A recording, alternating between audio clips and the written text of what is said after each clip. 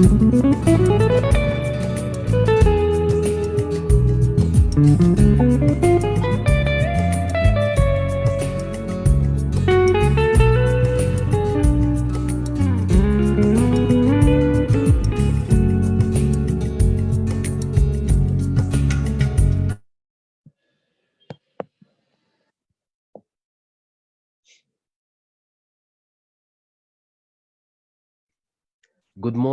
morning, and welcome to this morning's webinar.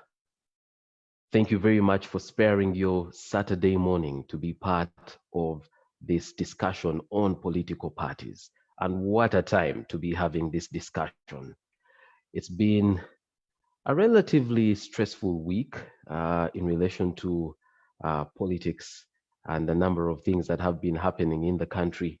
The medical people are telling us about phase 4 of coronavirus infections. The projections are not too good. And so having a discussion like this is surely timely. My name is Iguma Gabriel. I will be your moderator for the discussion. Thank you very much for logging in, whether it is on Zoom or on any social media platform that we are using today. You are very, very welcome. Almost all our panelists are already logged in, save for one that is having some technical challenges, but we know that she will be joining us. Before we go any further, I'd like to invite Angelina to lead us in a word of prayer. Angelina, over to you.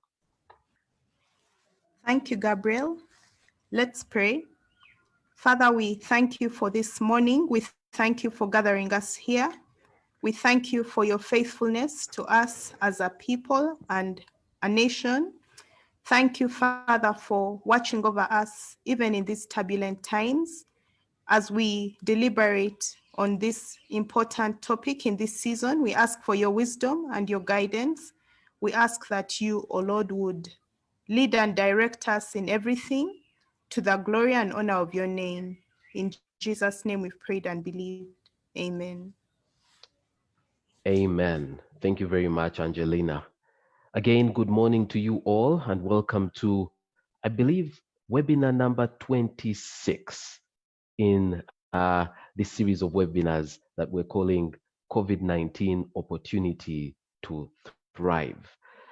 Of course, these are unprecedented times for for majority of us, and therefore it's easy to focus on what's going wrong. It's easy to focus on the dark cloud. But this series of webinars has been taking our attention away from the dark cloud onto that silver lining on the dark cloud. So yes, times are tough. Things are not going as we had planned a year ago. But what opportunities have come up in these times? And therefore, even today, as we talk about political parties, what opportunities have come up in this period for political parties? Where should political parties be going in order to lead to, the development and growth of the country, of the democracy? We are coming to you on Zoom, Facebook, Twitter. If you are on Facebook, we would like you to share this video with on your wall. Host a watch party so that as many people as possible can join in the discussion. So if you could go to your Facebook right now without logging out, for those of us on Zoom and for those on Facebook, yes, you could be watching us on the Castle Facebook page. Would like to ask that you also share the video. So host a watch party so that more people are able to join in the discussion. Those of you who are on Zoom like me, just go to your Facebook and look for @Castle ORGUG. So that's @Castle.org.ug. That's the Facebook page where this is being broadcast, and then share it so that more people can join in the discussion. Thank you very much for doing that. I just need 10 seconds to do it as well, so that I'm leading by example.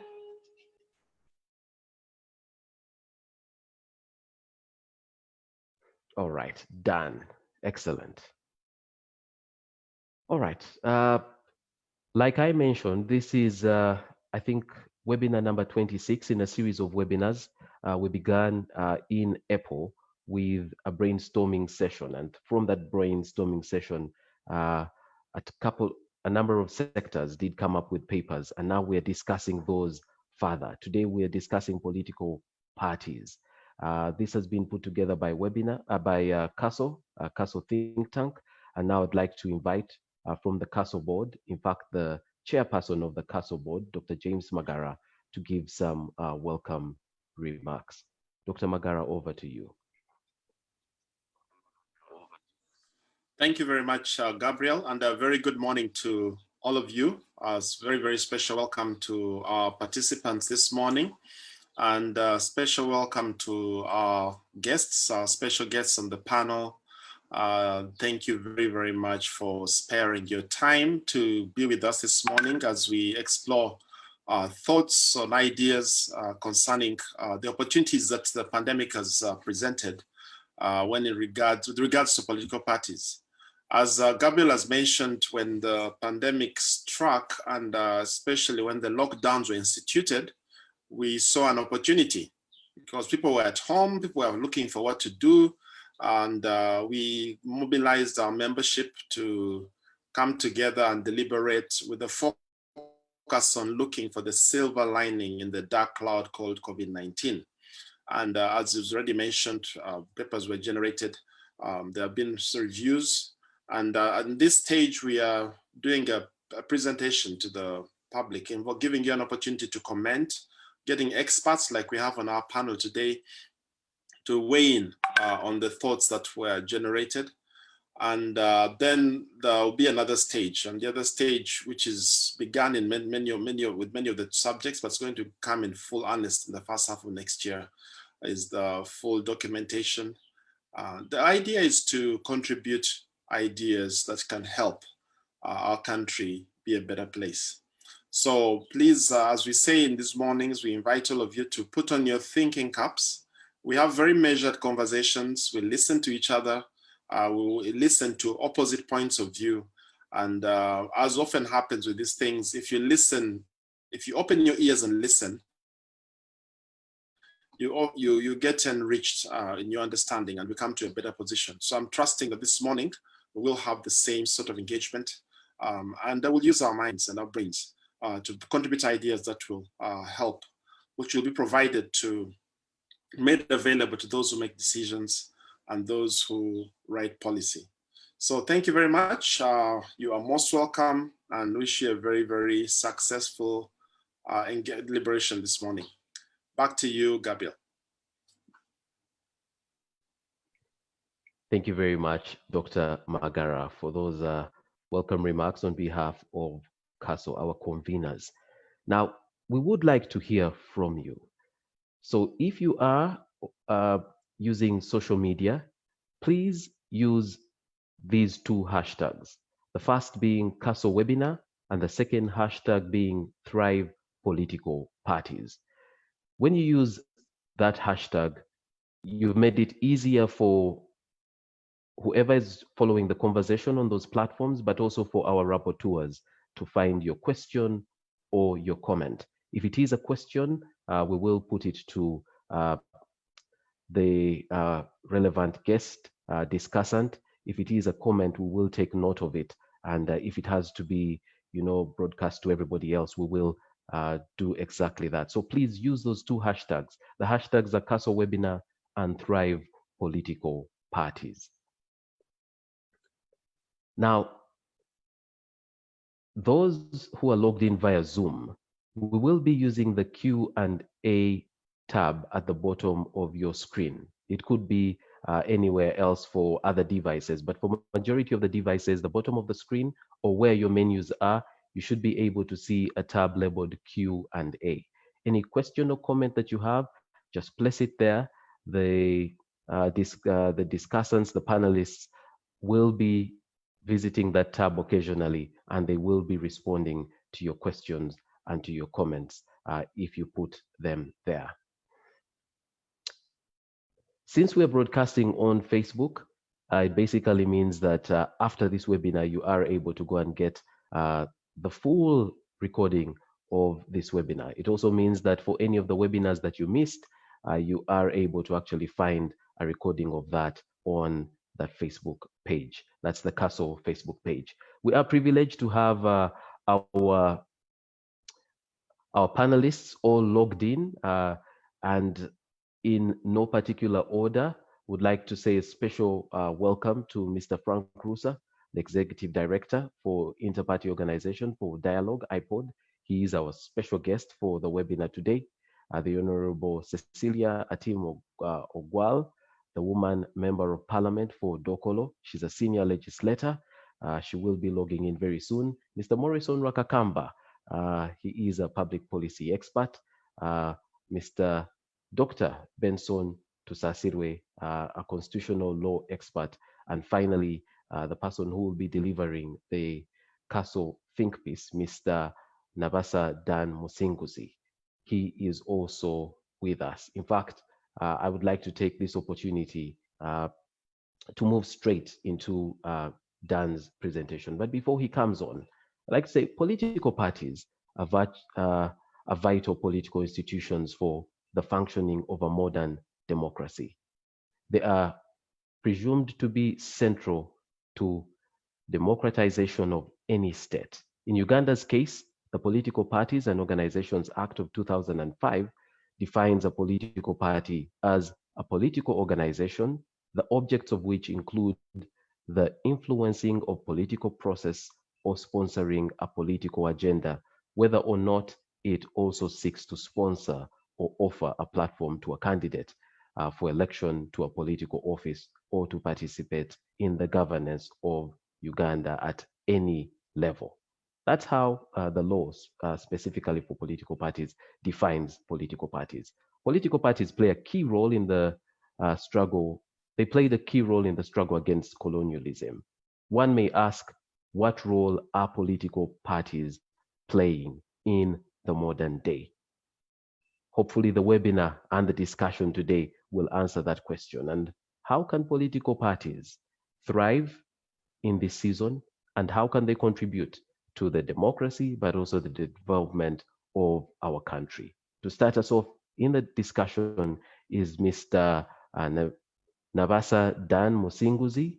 He holds a diploma in legal practice, that's from LDC, a Bachelor of Laws, and a Master of Science in Marketing, a Master of Arts in Economic Policy Management, and a Bachelor of Arts degree in Social Sciences. That's Economics, Political Science, and Social Administration. And he's currently pursuing a Master's of Laws from the University of South Wales.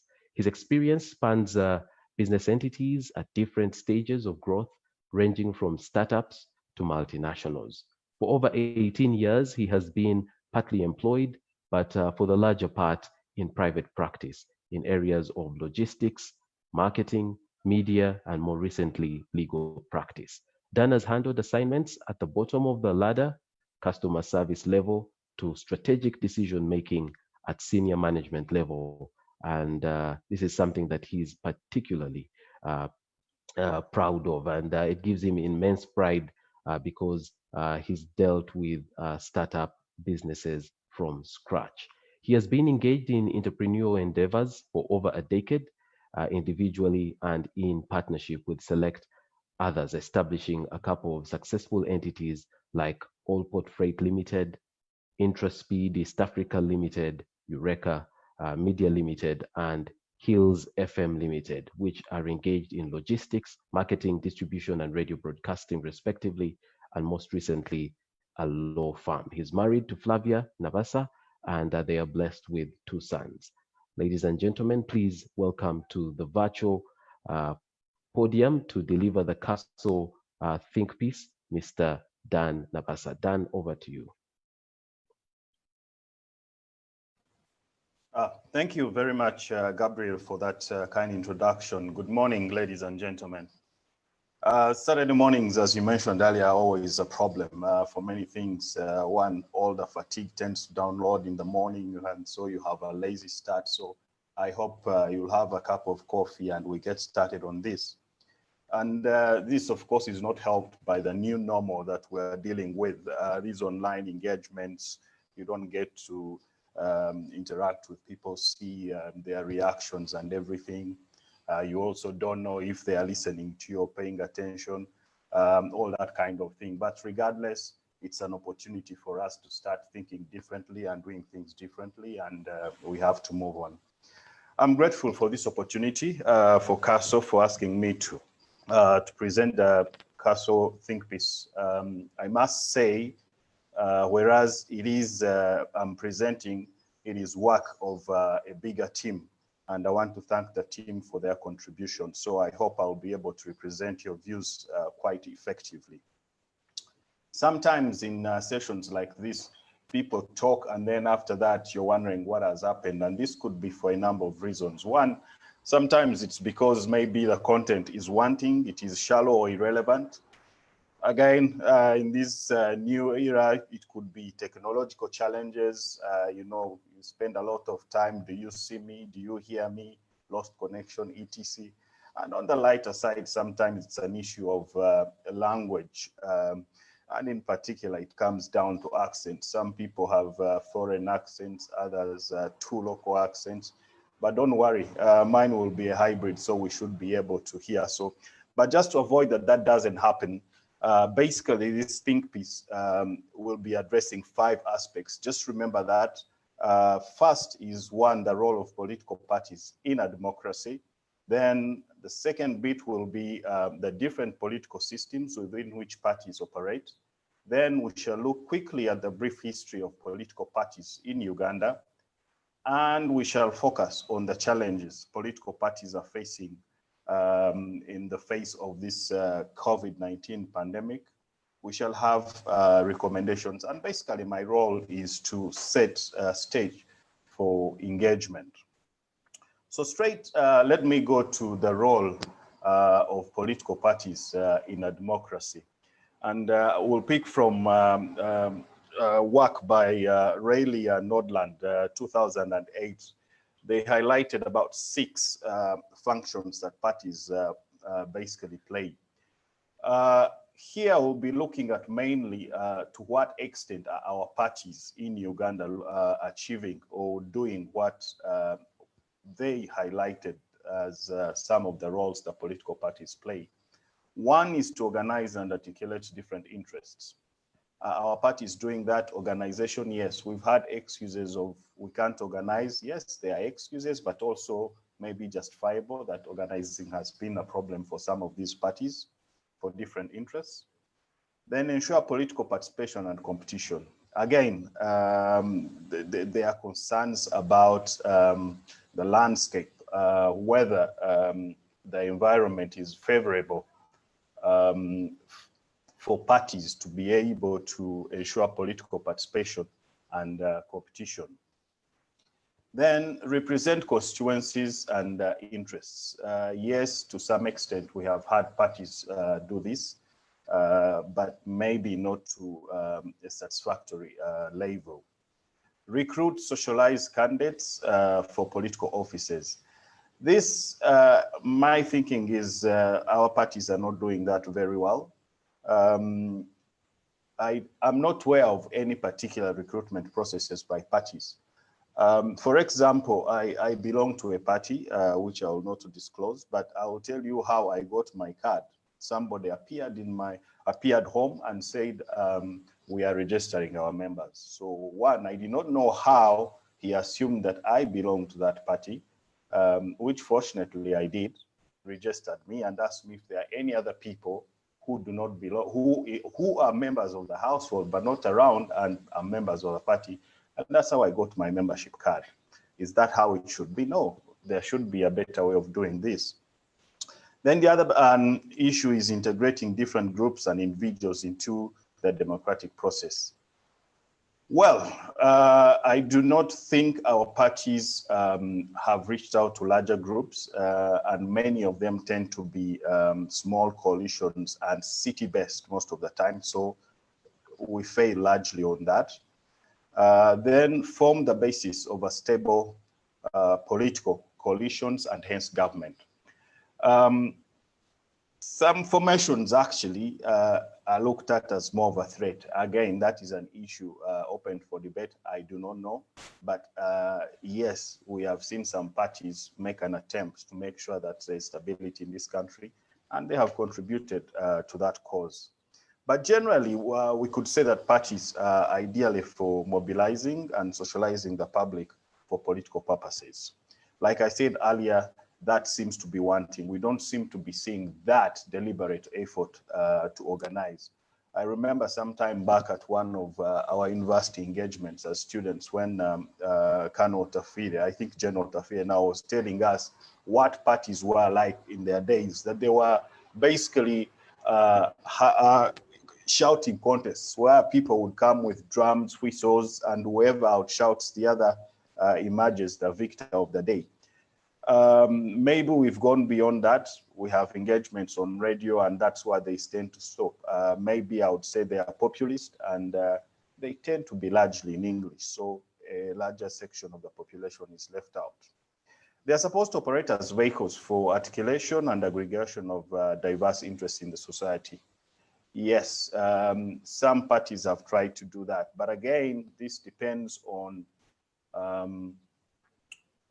the membership of the parties. Is there homogeneity in the parties? Do the parties stand for particular values so that you can say, yes, party X is advancing this agenda? We don't seem to have that. And one of the criticisms leveled against most of our parties, that especially the parties in opposition, is that they have one agenda. Can we remove the government in place? And the question has always been, beyond removing that person in office, then what happens next? Recruitment of political elites and selection of candidates for political offices. That again is something that I have found disturbing, that I think we fared badly. Why? Because like in my experience, for example, in my party and many parties, I believe, parties don't actually select candidates, which would give an opportunity to vet people and say these are the right people. So what happens, which I'm sure all of us have observed, is that people just wake up and say, I am going to run for mayor, Kampala, under this party. So it is all of you come, whether you're 20 or 30, we will decide at that point. So I think we failed on that. To influence government agenda and policies, yes, I think the political parties that we have, much as they have the challenges that we have highlighted and others that we'll look at, they've done quite well on trying to influence government decision and policies. Hold government accountable, yes, to a satisfactory point, especially in parliament. I think we've seen opposition MPs do that, and we shall look at that later on. Then propose alternative policies. That, I think we have failed miserably, and that is where we need to do that, because all we have seems to be of what you have done is wrong, but what is the alternative? We have a shadow cabinet, but you actually don't know what they have. Maybe they have documents that they have not shared with us. So that is a challenge, but by and large, parties are a good idea. And there's one particular quote that is shared on screen for you to see, which is attributed to President George Washington, one of America's founding fathers. And I'll just read it. Let me now warn you in the most solemn manner against the baneful effects of the spirit of party generally. It serves always to distract public councils and enfeeble the public administration. It agitates the community with ill-founded jealousies and false alarms. It kindles the animosity of one party against the other. Basically, what he was saying is that they are destructive and they tend to weaken public administration. I, yes, tend to agree partly, but maybe not wholly. But looking at the current situation in the United States of America today, you tend to think that maybe some of these people were political prophets of their time. Because you can see, I think the level of animosity in the US, the #1 democracy, kind of sends not so good signs for nascent democracies like ours, and it's something that we need to look at. Other writers have looked at it as that they tend to nurture oligarchies.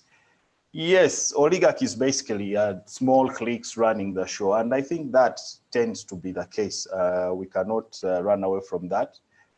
You will hear in many parties, there's this common thing of their owners or shareholders and then their members. You will hear people say quite often when challenged, when we started this party, as the founding members, this is what we had. So you have all those things that seem to suggest that these political parties, much as they have broader membership, the focus and control seems to lie with a smaller group. So is it a preserve of political parties only? No, it would seem like that any organization, be it a business, ultimately there will be a smaller clique. So if it is an oligarchy, again, it's an issue for debate. Let's look quickly at the kind of environment the political parties operate in, the systems. And the other question we need to look at in addressing this is whether systems are in place and then parties fall in, or it is the other way around. Parties exist and then one way or another, a system forms by which, under which they tend to operate. And a political party system has been defined as a set of patterned interactions in the competition and among parties. And we'll borrow Giovanni Sartori, who described 7 different types of party systems. And here I want us to think through some possible examples and probably more particularly where we fall as a country. So in his thinking, there's a one-party state. And I think a classic example of the one-party states that we have in the world is China, the Communist Party of China. It is the alpha and the omega in there. There's nothing else. Uganda, we've had instances of one-party state. I think between 1969 and 71, President Milton Obote actually declared UPC a one-party. Then there is also another debatable issue of Uganda under NRM from 1986 to 2005. NRM was seen as, to some, a system, to others, a party. So again, depending on how you want to look at it, probably we're under one party system rule for all that period, or you were under this new system that was not known to the political world of the NRM and no party system. Then number 2, we have a hegemonic party. Hegemonic party, you basically have one dominant party. And at their discretion, they tend to allow other people to have something. Basically, it would seem like they are saying, look, we can have everything, but we don't want maybe to be seen to be having everything, and we shall let you have some.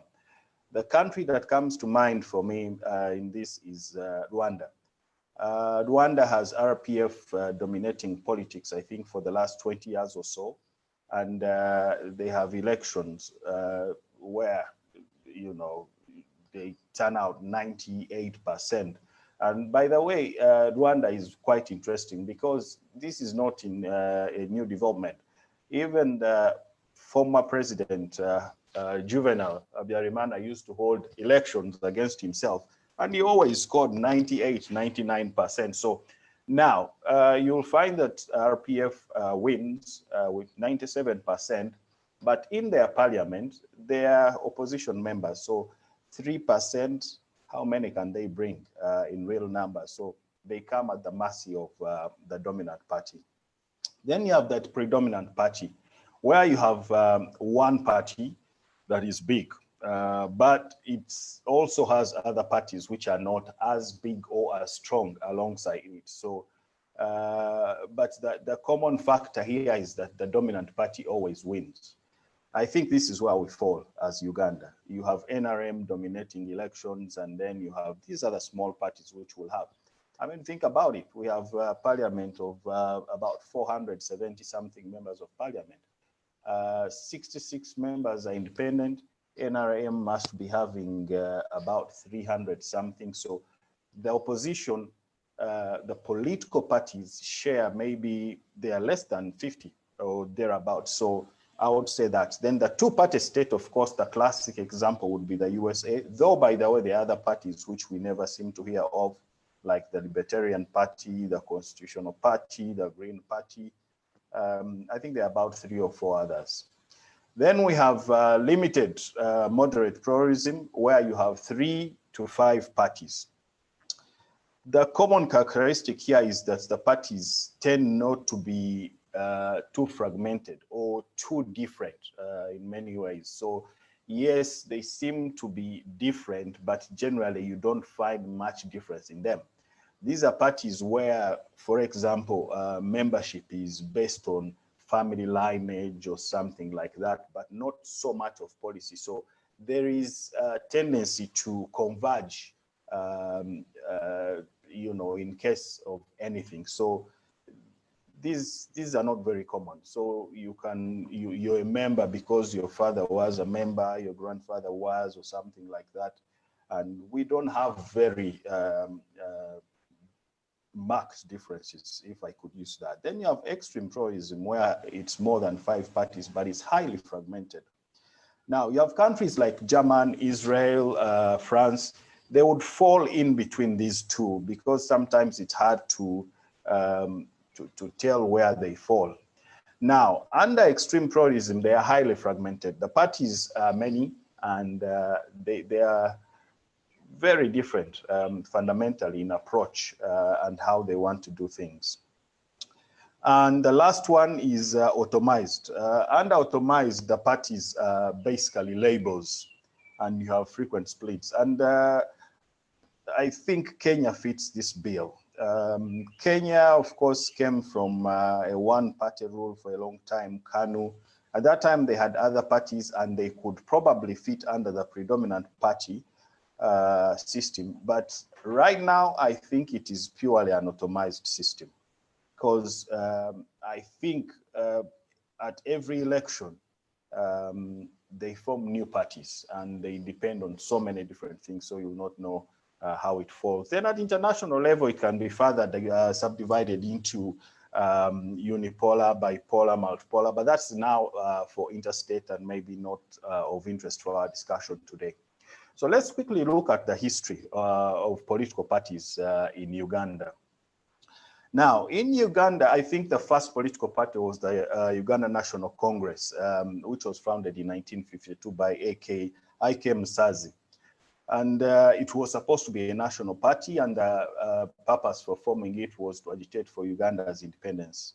However, shortly after it had been started, they were faced with a challenge, the deportation of Kabaka, Sir Edward Mutesa II.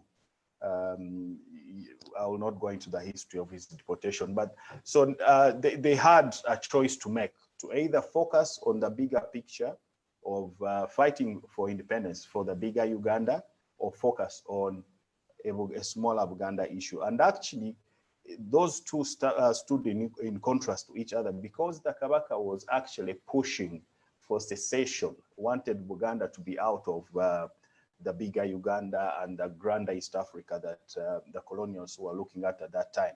So unfortunately, UNC decided to take the route of the local bit, and they went for, you know, pushing for the return of the Kabaka, and in the process, they lost the national cause. And eventually, it became irrelevant over the years, and then you had groups from within that had that left. Then you have the Democratic Party that was founded by little known Matayo Mugwanya, and then the more known Benedicto Chwanka in 1954. This was purely based on religion, and it has been aptly referred to as Dini ya Papa. You know, when you, the acronym DP, it would in Luganda, Dini ya Papa, meaning the Pope's party. And yeah, it was that. And actually, the motivation of forming DP was to counter the Protestants who were believed to be dominating politics at the time. Then UPU, Uganda People's Union, was founded in 1958. It wasn't a very big party and not much is known about it. But what was significant about it is that it was the first party headed by somebody who was outside Uganda, coming from outside Uganda, a Wandwe Siva, who was from Ankole.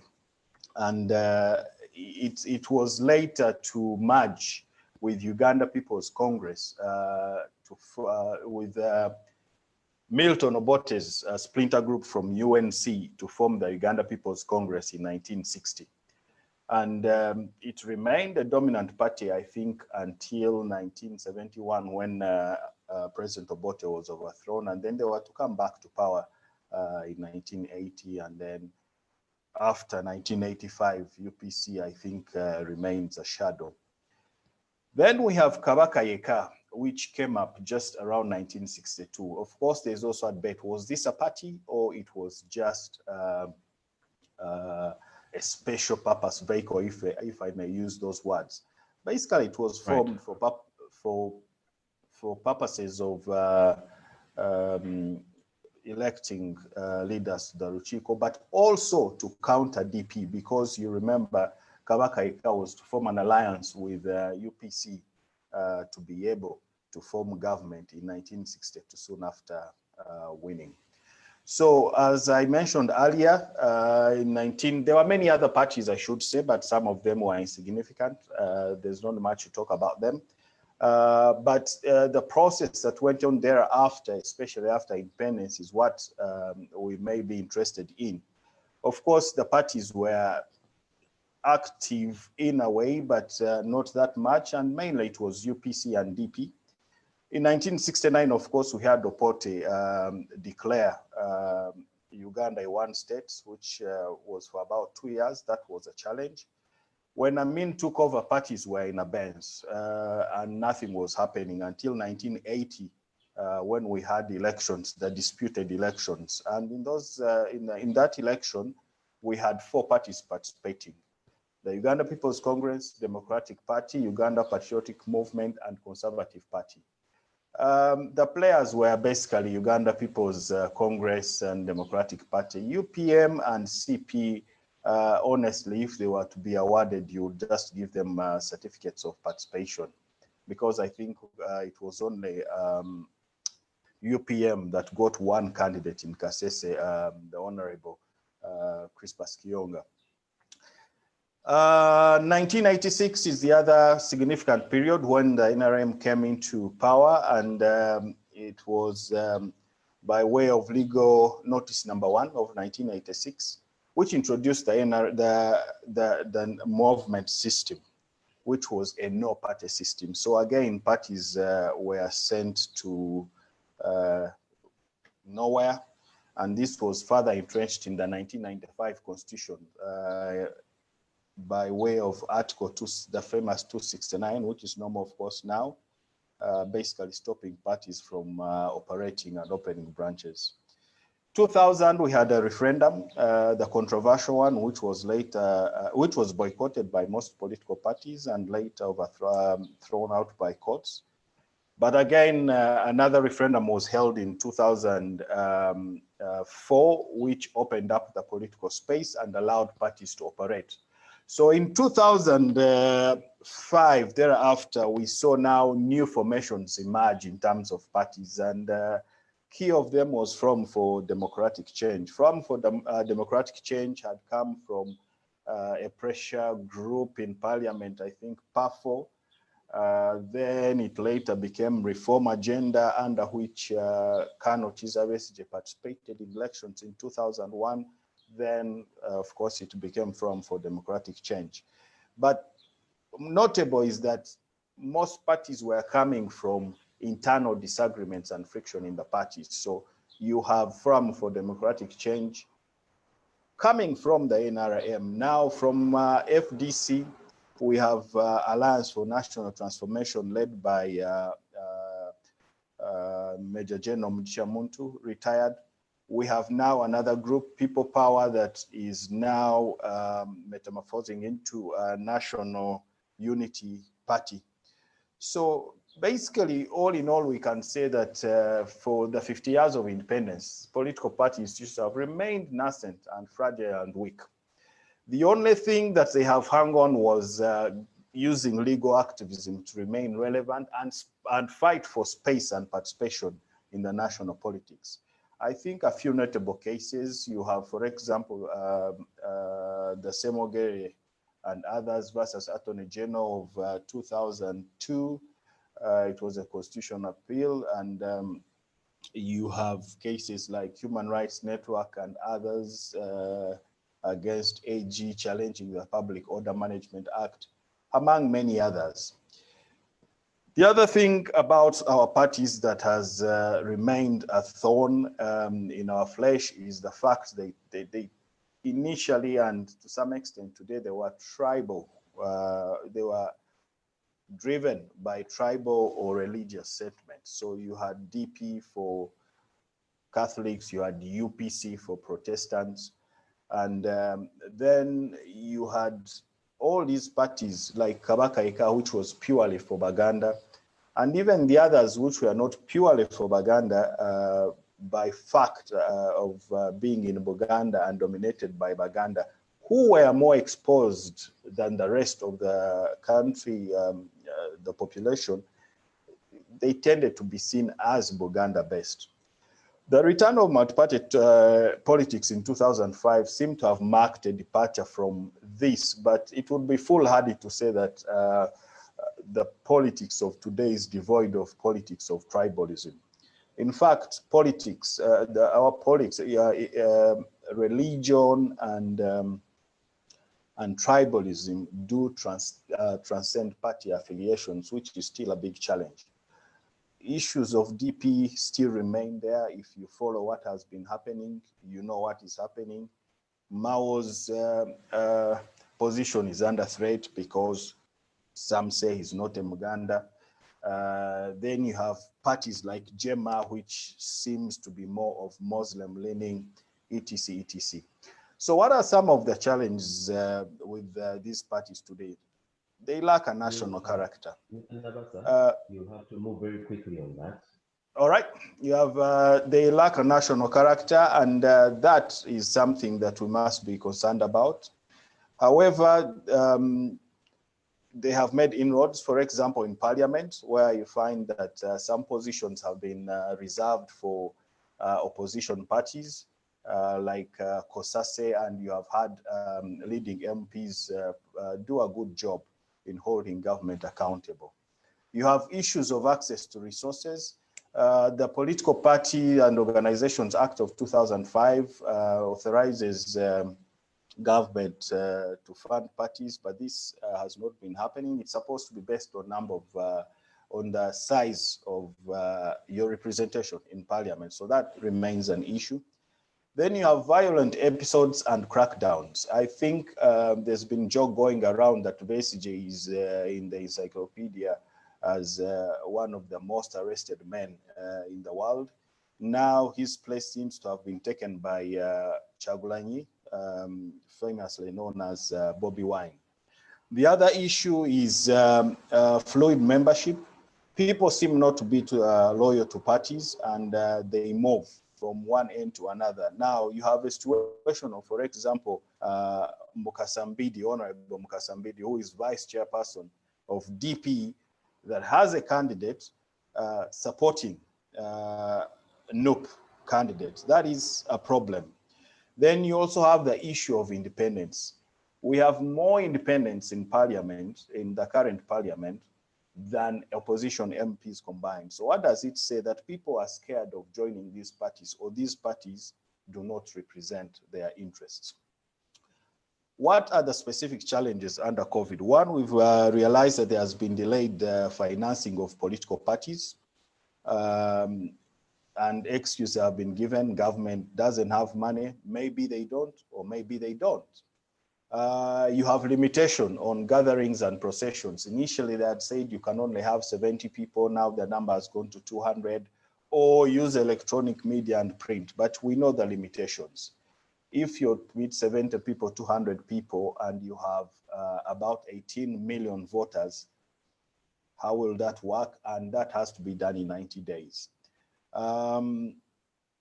You have challenges of SOPs. So parties have indicated they'll fail to hold delegates conferences.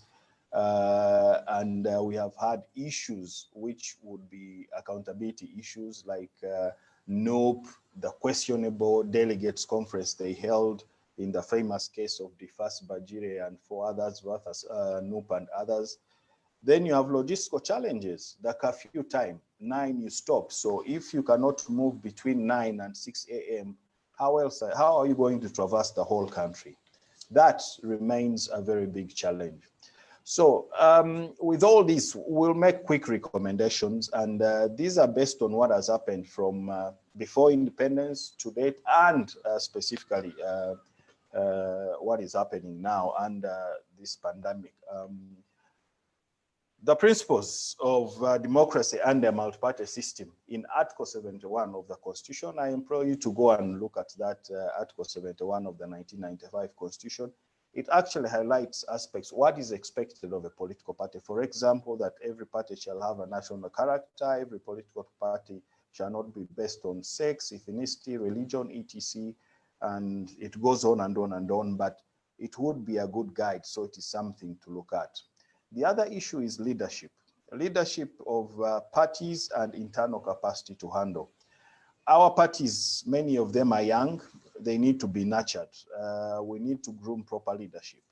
Parties are governments in waiting, or to look at it the other way, they are alternative government.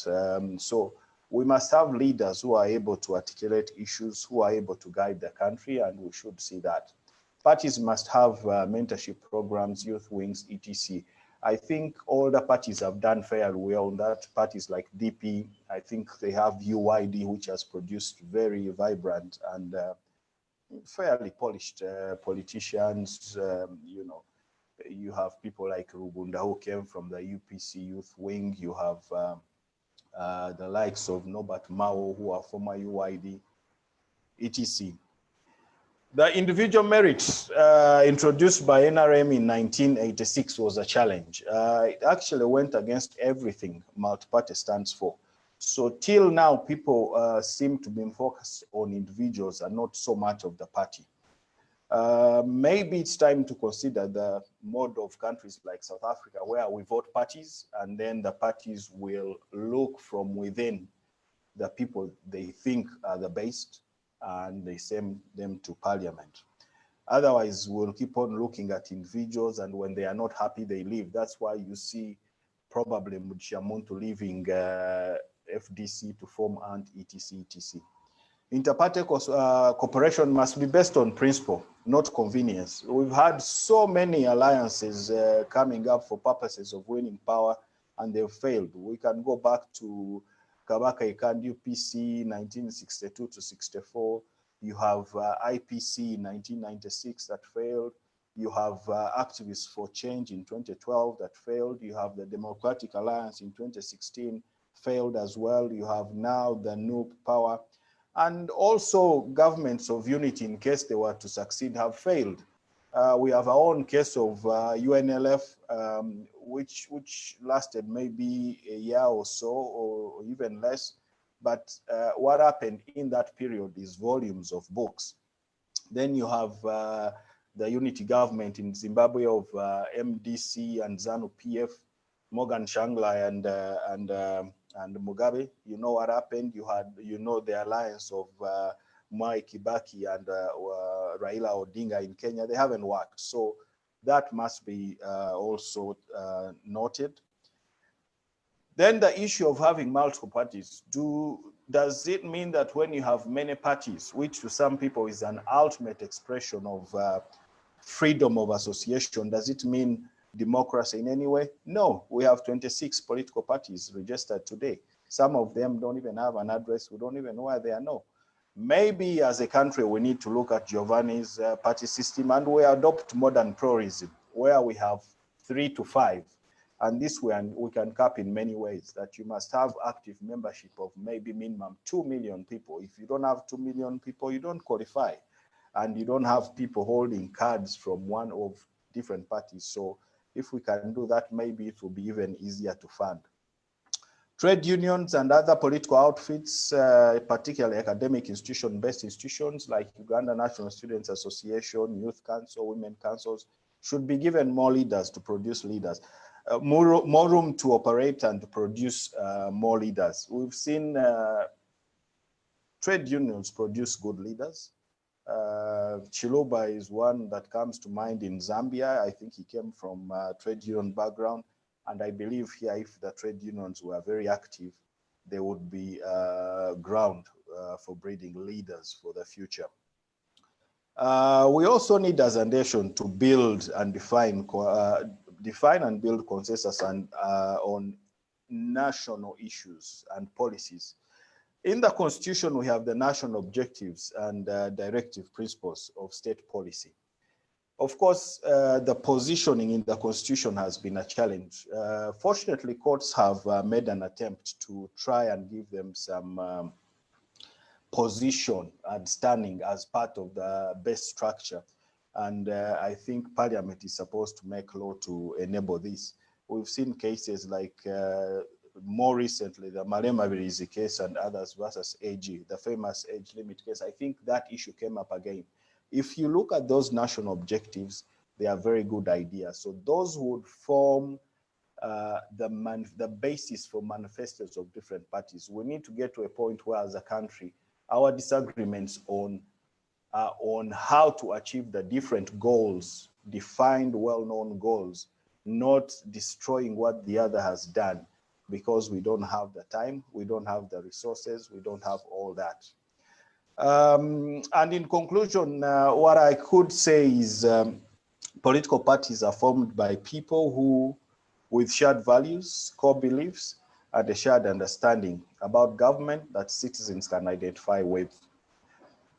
They organize themselves and seek power through elections to political offices so that they can lead the nation at various levels. Political parties help to watch each other and the government in power. Opposition parties are supposed to help the development of political process by presenting an opposing view to that of the ruling party and keep citizens informed on both sides of on particular issues. Uganda still has a long way to go to achieve these ideals. Perhaps the challenge posed by COVID-19 can help us make quicker stride to that destination. I thank you very much and wish you all fruitful deliberations. Thank you very much, Mr. Nabasa. When you were saying some of the things that happened during webinars, you hadn't anticipated that at a certain point I'd make you speak a lot faster than you ordinarily speak. But thank you very much for going through that very, very important information faster than you had planned to. I'd like to actually ask at this point that the technical team puts up our first poll question. There it is. Our first poll question, which is actually only open to participants. The discussants, the panelists cannot respond to this poll question. And it is, Uganda adopted a multi-party political system in 2005. How do you assess the return of party politics to date? The first option is the movement political system that practiced individual merit over party ideology was better because political parties have failed to transcend divisive issues such as religion and tribe. Option 2 is opposition political parties have fallen short of offering an alternative agenda because of weak governance, lack of grassroots structures, and financial constraints. Option 3 is good because opposition political parties have contributed to governance through oversight of accountability committees in Parliament. And our final option is worthwhile because opposition political parties have set and influenced the agenda on many issues, even without leading government. Majority so far have picked option 2, which is opposition political parties have fallen short of offering an alternative agenda because of weak governance, lack of grassroots structures, and financial constraints.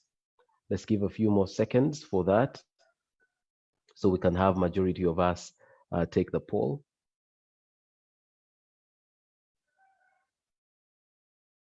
From the presentation, please note that the key that was used in the PowerPoint presentation is not the FDC key.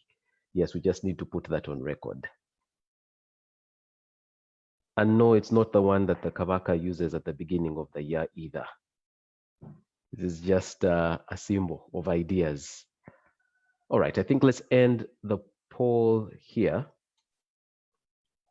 Thank you very much for participating in the poll. Majority, that is 44%, have said opposition political parties have fallen short of offering an alternative agenda because of weak governance, lack of grassroots structures, and financial constraints. We have 25% for option 3 and 4. Those are option 3 being good because opposition political parties have contributed to governance through oversight of accountability committees in parliament, and option 4 being worthwhile because opposition political parties have set and influenced the agenda on many issues, even without leading government. Thank you very much. We will have our next poll question in about 30 minutes, and I hope the people on Twitter were able to respond to the poll question. And please, as you tweet, remember our 2 hashtags, Castle Webinar and Thrive Political Parties.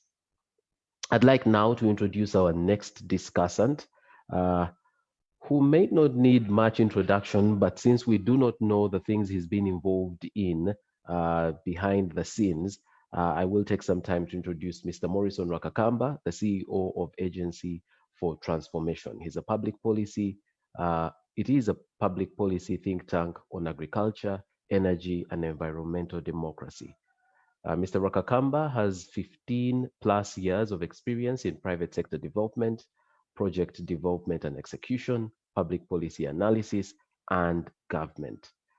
As Global Senior Director of Policy at Phoenix International, a company of NG, Rakakamba was a member of the Global Senior Leadership Team and managed a team of policy professionals working with and engaging government and off-grid sector stakeholders to create a conducive policy environment necessary to expand energy access and transform lives of almost 6 million people in Africa and 1.7 million people globally. He was elected to be the Vice President of the Board of Global Off-Grid Lighting Association. And he's achieved quite a bit in that position. Rakakamba is currently serving as a board member of Uganda Investment Authority, and previously he served as the CEO of Uganda National Chamber of Commerce and Industry and Special Assistant to the President of the Republic of Uganda from 2013 to 2017. He was charged with public policy research and information in the presidency. As a member of the Policy Research and Advocacy and Uganda National Farmers Federation in 2007, Rakakamba chaired a number of international expert committees moderated by the International Federation of Agricultural Producers in Paris, France. Rakakamba graduated with a Master's of Public Administration from Harvard University Kennedy School of Government in 2016. He received his degree in education from Makerere University, and he later attended School of Political Science in the same university where he obtained a master's degree in international relations and diplomatic studies. Ladies and gentlemen, our first discussant, Mr. Morrison Rakakamba. Welcome, sir. Morrison, please unmute. Please unmute. I think I've done it. Excellent. Thank you very much, Gabriel, for that elaborate and kind introduction, especially at least for those attending who had no idea who I am. And I'm definitely pleased to be here, and thank you very much, Dan and your team, for this robust research that you did that really highlighted the history of political parties in the country and the struggles and triumphs and tribulations that they have, encountered over the years. I think one thing I would want to comment on is Dan talked about the values of political parties. What do these political parties stand for? At least, from the documents or from the ideal situation, not necessarily in the practice, because I think he also ably interrogated the practice. But I was looking at the Democratic Party, which really describes itself as a center-right party with strong support for liberal economic principles and other ideals like truth and justice. And I was looking at some of the papers that try to show us really the foundations of the Democratic Party as really an intellectual political party where you had young Catholic intellectuals that used to gather in places. I don't know whether they used to go to Popol and discuss some of these things. And it is true, because of their leanings, they came to be known as the Dinia Papa, or the religion of the Pope, which I think had a lot of reverberations across the Catholic Church, across the country.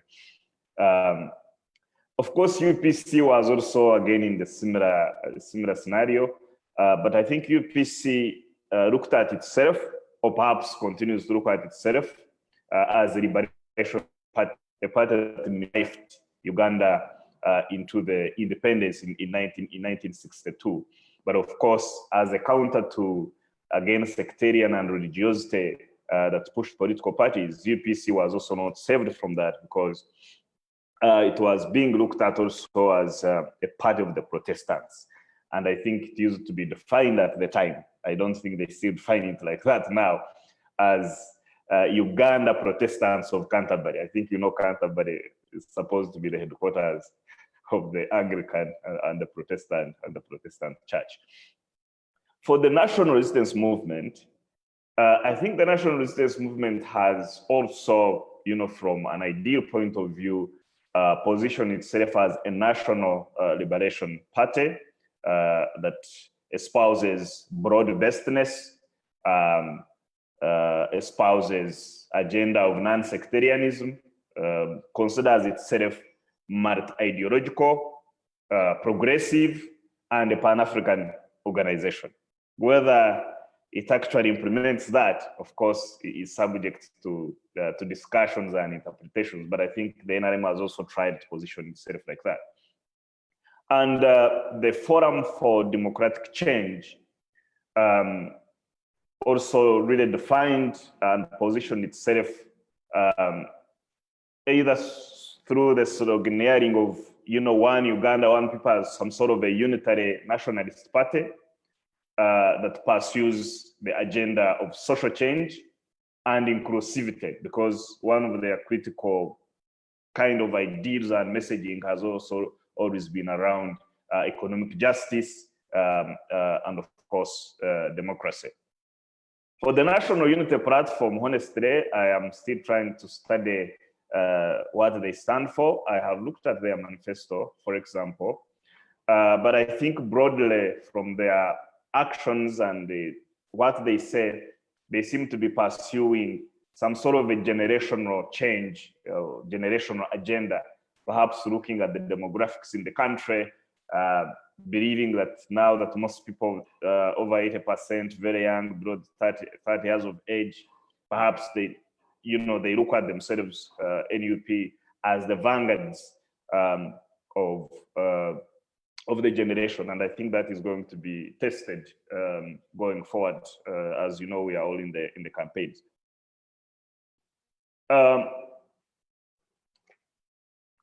But I want to agree with the point that Dan made around really the cultism within the political parties, the personality cult. Because I think if you look at the NRM, clearly it is Musevenism, if you will, and there have always been conversations in terms of if Museveni, for example, President Museveni left the NRM, would it survive, or it would splinter into different groups, just like when Moi could no longer hold Kanu, and Kano had to split in Kenya, and many formations kind of emerged. You know, you can see that even at Naja Nkumbi with FDC, there was a lot of Besigism. And I think, in my view, Besige never left, much as he shifted an office to Katonga. And because of that Besigism, then when he left, you had a bit of splinter with the Alliance for National Transformation. But I think Besige and Besigism remains the driving force behind the Forum for Democratic Change.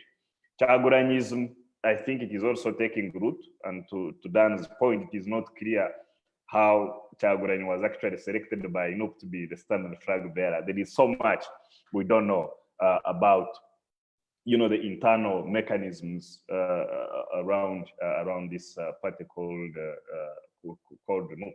So I think that is still a central characteristic within our political parties, and I think the deeper root of that could also be in absence of structure, strong structures that the debate, that, you know, select and renew leadership, but also really institutionalism within the political parties, which could even be reflected in a way the government or governments in sub-Saharan Africa are run.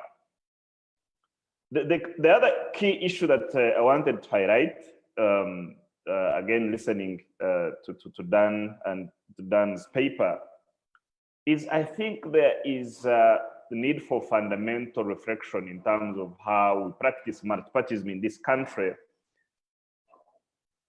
especially the role of the army. Because if you have a multi-party democracy and a multi-party parliament, what then is the role of the army in parliament? How does the army vote within the parliament? And how is, you know, because this is a multi-party parliament. So I think that is the question that really needs to be clearly debated.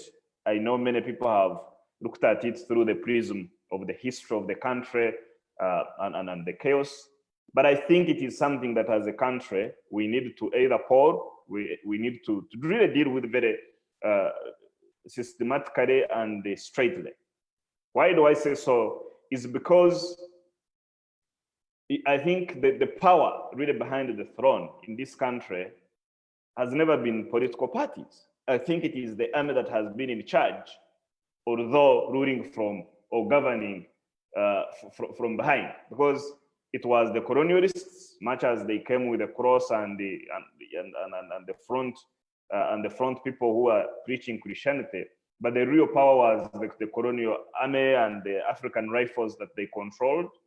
And then when we shifted to independence, I think the reason that Milton Obote managed to depose the Kabaka and the attack on the Paris, it was as a prime minister, he had executive powers, so he had control and the command over the army. So whoever has the command of the army runs the show. And I think since then, even up to now, the role of the army and the security forces in shaping the political culture, but also shaping the who gets power or who retains power, is very, very central to this country. So to that extent, therefore, we may want to interrogate whether these ideas around values and party platforms and the policy influence of political parties, whether they mean so much or whether they are just a facade or a front, and that the real power is within the army. That is something that, as a think tank and as a country, we may want to interrogate deeper and perhaps create a convention, convene all these actors, including security forces, to really redefine and debate, you know, whether we want to actually go into real multi-parties. And then, of course, from the emerging point I've just mentioned, because I also still think and believe that was there any belief when we moved from the one party or the movement system? Because whether it was a party or not, I think there was a debate there. where some people thought that the movement system was crawling like a duck and perhaps behaving like a duck, so it was a duck. Meaning that the movement system was actually one party state. But there are some other people who said it was a system, non-sectarian and broad-based. But was there real appetite to shift and move into multipartyism? So, because you see, if you don't believe it, how do you practice it? Because if you look at the question that was when we had the referendum on whether we should move to the political multi-party system, the question was, do you agree to open a political space, allow those who wish to join different organizations, parties, to do so, to compete for political power? It was a leading question, and clearly was stated it was a two-way call. Those who don't support us, let them go to other formations so that they can compete for power, but not necessarily because that the NRM or the system kind of left, whether it still believed in the values that the political parties or multipartyism come with. So therefore, it becomes therefore very, very difficult to practice the values that govern a multi-party system if there is no innate belief in the ideals of multi-party system. Because again, if you look at across the political parties, where is the internal democracy that would allow renewal and provide a breeding ground, for new leaders, whether it is at the village level, parish level, district level, or in the branches up to the national level. Across all the political parties, that's really very limited, and I think it is still problematic. And even when in parliament, the conversations and debates are really not there. I think we may want to again interrogate the issue of caucusing. Are they real caucuses where real debate internally happens, or they are just rubber stamps across all the political parties? Right. Yes. Okay. The final bit, because I'm being nudged, I think, is the tribalizing of politics. I think as a country we have achieved some progress because for the past elections, you can see that NRM won across all the regions of Uganda. But I still see that some parties are still being formed, still based on sectarian tendencies like religion. I don't know whether I should shout out. I'm still trying to interrogate Gemma on whether, because there was some Protestant related political party and some Catholic, whether Gemma also, emerged to fill up the space, of the of those who practice the Muslim faith. So that also has to be interrogated. The final thing is on the funding for political parties, and I think perhaps I don't know whether Honorable Cecilia Gwari is already here. It is that the parliament, much as it has appropriatory powers over the money under the Finance Act, the Public Finance Act, I think they really don't have power in terms of who gets the money and who doesn't. You can appropriate, but the Minister of Finance, of course, under the executive, can decide to release money for FDC and not for CP or for NUP or for any sector. So unless Parliament moves to, dig deeper in terms of also trying to manage to ensure that there is equity in how funds are released, so and the time frames, I think that remains a challenge. Otherwise, thank you very much. These are some of the comments I wanted to make after this major paper. Thank you very much, Morrison. I usually tell people, until you have sat down and listened to everything Morrison is saying, you should not make any conclusions. And you proved it again today. You went a slightly different direction than I thought you were going to go. So thank you for surprising me and probably surprising other people. You see, when you come wearing a t-shirt of that color, you skew minds. Oh, really? But Morrison, thank you very much. All right. Participants, if you have any question or comment in relation to what has been shared so far, If you'd like to contribute to the discussion, I just remind you that please use the Q&A tab on your screen. Our panelists are ready to respond. Whether the panelist has spoken yet or not yet, just put your question there. They will be able to respond to it. On Facebook and Twitter, remember to use the 2 hashtags and we'll be able to take note of your question or your comment. I'd like now to invite our next discussant, Dr. Benson Tusasirwe. He is a constitutional law expert, and it's important to mention that when he got his doctorate of laws at the 70th day graduation of Makerere University, he was the only person getting an LLD that day. Dr. Benson is also a lecturer, law school, Makerere University. He joined the law school in 2001 and is attached to the Department of Public and Cooperative Law. He has also researched and presented papers on media law, constitutionalism and governance, education law, and policy and corporate finance law. Dr. Tusasirwe, his study on judicial enforcement of the rights of freedom of political assembly and association in Uganda have been highlights of the work that he has done. He also investigated the state of rights to freedom of political assembly and association in Uganda and the role that courts have played in their enforcement. It is therefore my pleasure to invite Dr. Benson Tusasirwe to also discuss on political parties. Over to you, Doctor. Thank you, Gabriel. I don't know where you got all of that information because I didn't give it to you. I suspect a spy of sorts. Anyhow, I thank you, and I also thank Dan for the very good presentation that he made at the beginning of today's events. It was quite revealing. And now I want to make just a few comments on the presentation of the keynote presenter. First, on the history of political parties, I think the pertinent question he asked was, what were parties being formed for, and what are parties ordinarily formed for?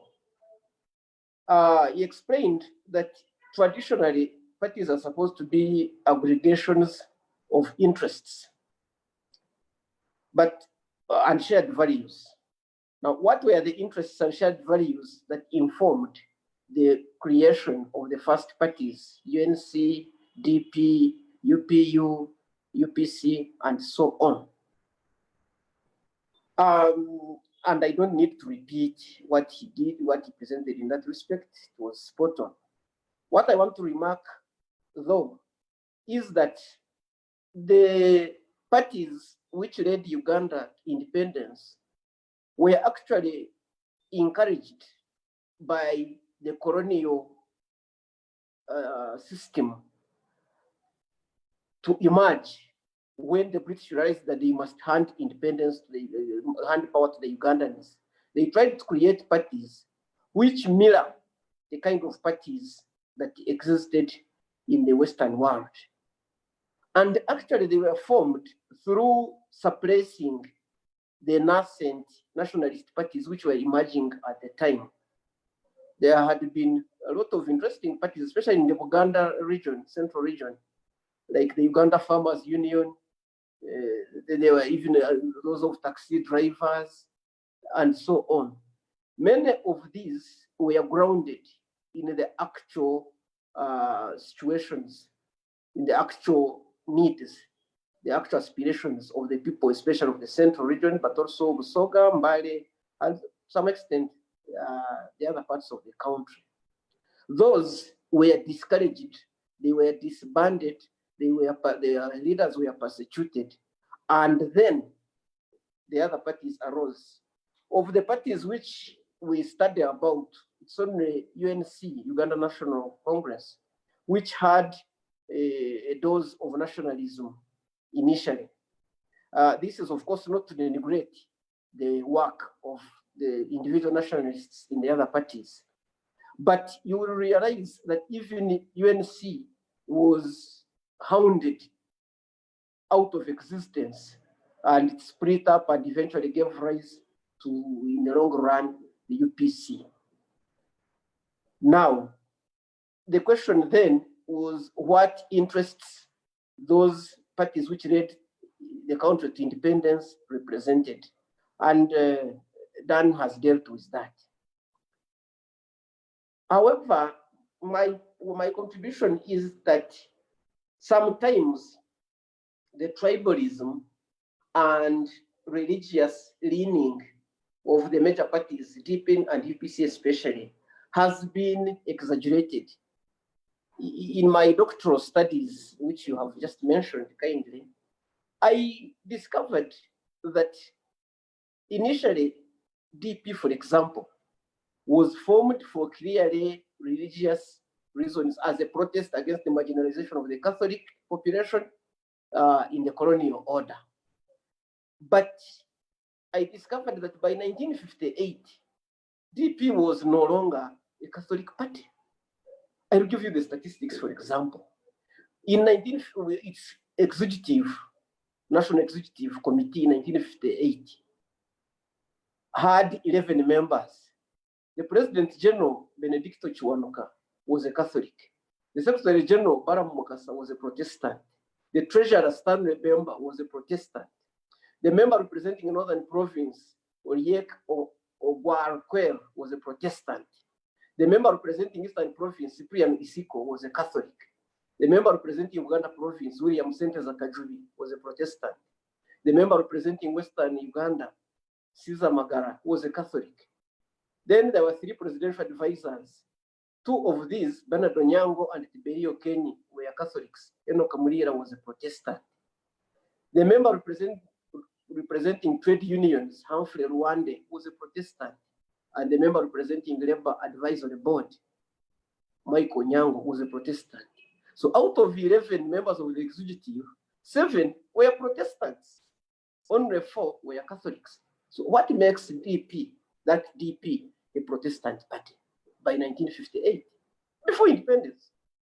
But you even realize that by the 1961 elections, on the eve of independence, the ones which led to internal self-government with Chiwanuka as chief minister, DP was no longer a Uganda party, a Uganda affair. It had very serious representation in northern and western Uganda. So there has been a tendency, you know, of course, that by 1980, when after Amin, as of the 1980 general elections, UPC was possibly stronger in western Uganda than in northern Uganda, where Obote hailed from. So what makes these parties either tribal or religious? I think there has been some exaggeration. Now, having said that, what of the new parties, the ones under the current post-2005 dispensation? If the parties at independence were influenced by narrow interests, so too are the current parties. In fact, they represent even narrower interests than the previous ones. So in qualitative terms, we have really not done, we have not achieved much change. There are 2 factors which seem to influence the current, the decisions of current politicians from political parties. One is to protest marginalization, just like DP was formed to protest Catholic marginalization initially. But 2, they are formed as a way of positioning oneself in the political agenda, you know, and so they are not qualitatively different from the old parties. Of course, I want to press a caveat. There is nothing inherently wrong with having parties, some parties, especially small ones, which represent narrow interests. I find nothing illegitimate about someone forming a party to represent the interests of the tradition of Uganda. There's nothing inherently wrong with that. Or the environmental, people are concerned about the environment. What is wrong is if the dominant parties represent narrow interests, because then the national cause is subverted. But if you have major parties representing broad national interests, you can have smaller parties which represent a short-term agenda, and those are legitimate. Now, the other issue I would like to address is what then is unsatisfactory about the current state of pluralism in Uganda. Do the present political parties represent aggregation of interests as done said parties ought to? My feeling is that they don't, because let's admit it, people support, at least loudly, NRM for some of the narrowest of reasons, i.e. survival and self-fulfillment. Parties break out of NRM and form new parties because they have been marginalized. Parties who have not been NRM form their own parties because they want to have a personal voice. It is never because some broad, high-sounding national principle is in jeopardy. The other point which the presenter raised, which Dan raised, the idea that because you have many parties, you therefore have democracy. I agree with him that having tens of parties is not necessarily proof that therefore you are very democratic. In fact, when you have many parties, that is proof that they don't represent broad interests. Because if a party was an aggregation of interests, how can you have 26 big, wide interests in a country? It's not possible. It's not technically possible. It can only mean that they don't represent interests. Otherwise, you'd have 3, 4, 5 parties, because there cannot be disagreement on 26 major fronts. It's not logical. So, as we saw from the Congo and now Uganda, having numerous parties is actually proof that they don't represent broad interests. Then the other question which the presenter raised, the idea that in Uganda, people drift from party to party. One day you are in NRM, the next day you move on to DP, the other day you cross back, the third day you form your own party, the next day it merges with another party. Well, we can vulgarize democracy and say that is proof that there is democracy. Is a calm, is a calm. There is freedom. But of course, it normally means that there are no serious causes involved. It is all about if your immediate interests are not addressed, you move on. And so you can never have a sustained political system in the country with such an easy way of moving from party to party. But neither can you then conscript people into a party and say, once you enter, you cannot leave. That also is not tenable. Now, finally, COVID and multipartyism. I felt, Dan, that you were not concrete on what the COVID phenomenon means for the health of the multi-party system in the country. Some of the things one could address are these. One, that political parties seem to be designed for normal times, reasonably normal times, and they are notoriously unsuitable for times of crisis. During wars, during times of other emergencies, political parties don't seem to do well. And that is evident even in the history of the US, which you mentioned. In the 1940s, during the Second World War, the US ended up having a president who governed for 4 terms. And then to counter that possibility happening again, they created a term system limiting the presidency to 2 terms. But you could not have meaningful multi-party elections in a world war, in the middle of a world war. In Uganda, since independence, because we have drifted from crisis to crisis, you could never have genuine parties. In South America, during the drug crisis of the 70s and 80s, drug cartels ended up actually determining what parties could arise and what the parties could do. Now, the danger then is that if you try to exercise a multi-party political practice at a time of crisis like the COVID crisis, you could easily tip over an already delicate situation. You now have COVID arising at the same time as you have youth unemployment, challenges of climate change, land pressure, pressure over resources, and so you have a witches mix. You could easily tip over the country into chaos, as you have seen in the last week. It's not easy to practice normal multi-party politics at a time of crisis, and the COVID phenomenon has illustrated that. You cannot enforce public health protocols, what Ugandans in our usual military way call SOPs, which is really military language for public health protocols. You cannot practice them, you cannot enforce them and still have a multi-party election. And that has been amply demonstrated by the COVID crisis. Then the last bit on that is that, there is a saying in politics that you never let a good crisis go to waste. What that means is that when you're in leadership, you take advantage of a crisis to consolidate your own stronghold on power.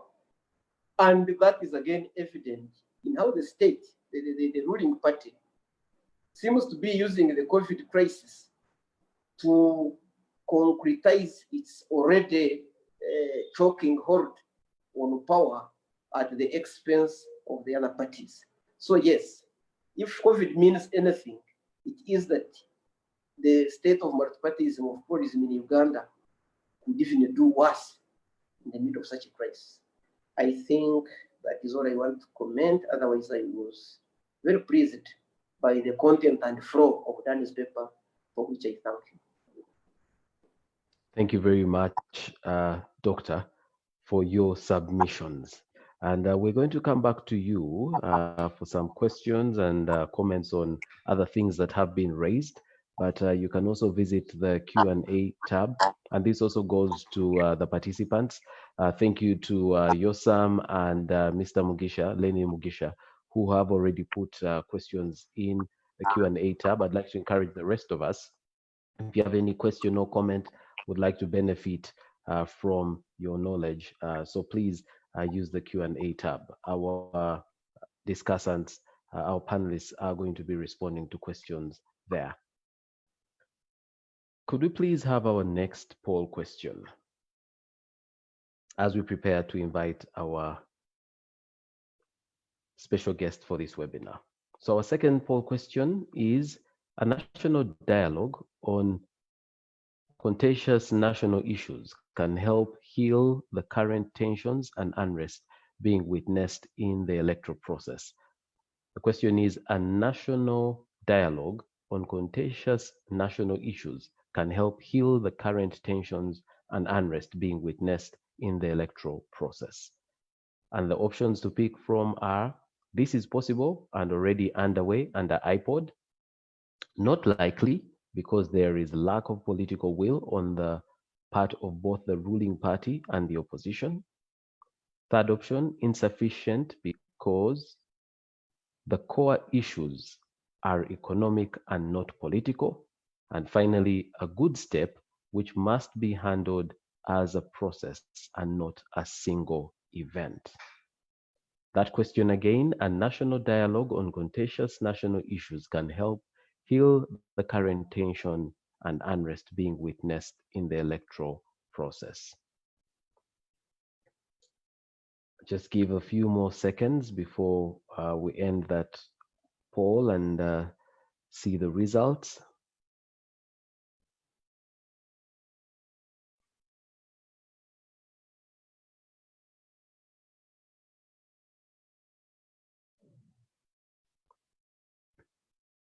Okay. At the moment, majority is saying it's a good step, which must be handled as a process and not a single event. Coming in next is not likely because there is lack of political will on the part of both the ruling party and the opposition. Just maybe 5 more seconds and then we'll end it. Okay, let us end it there.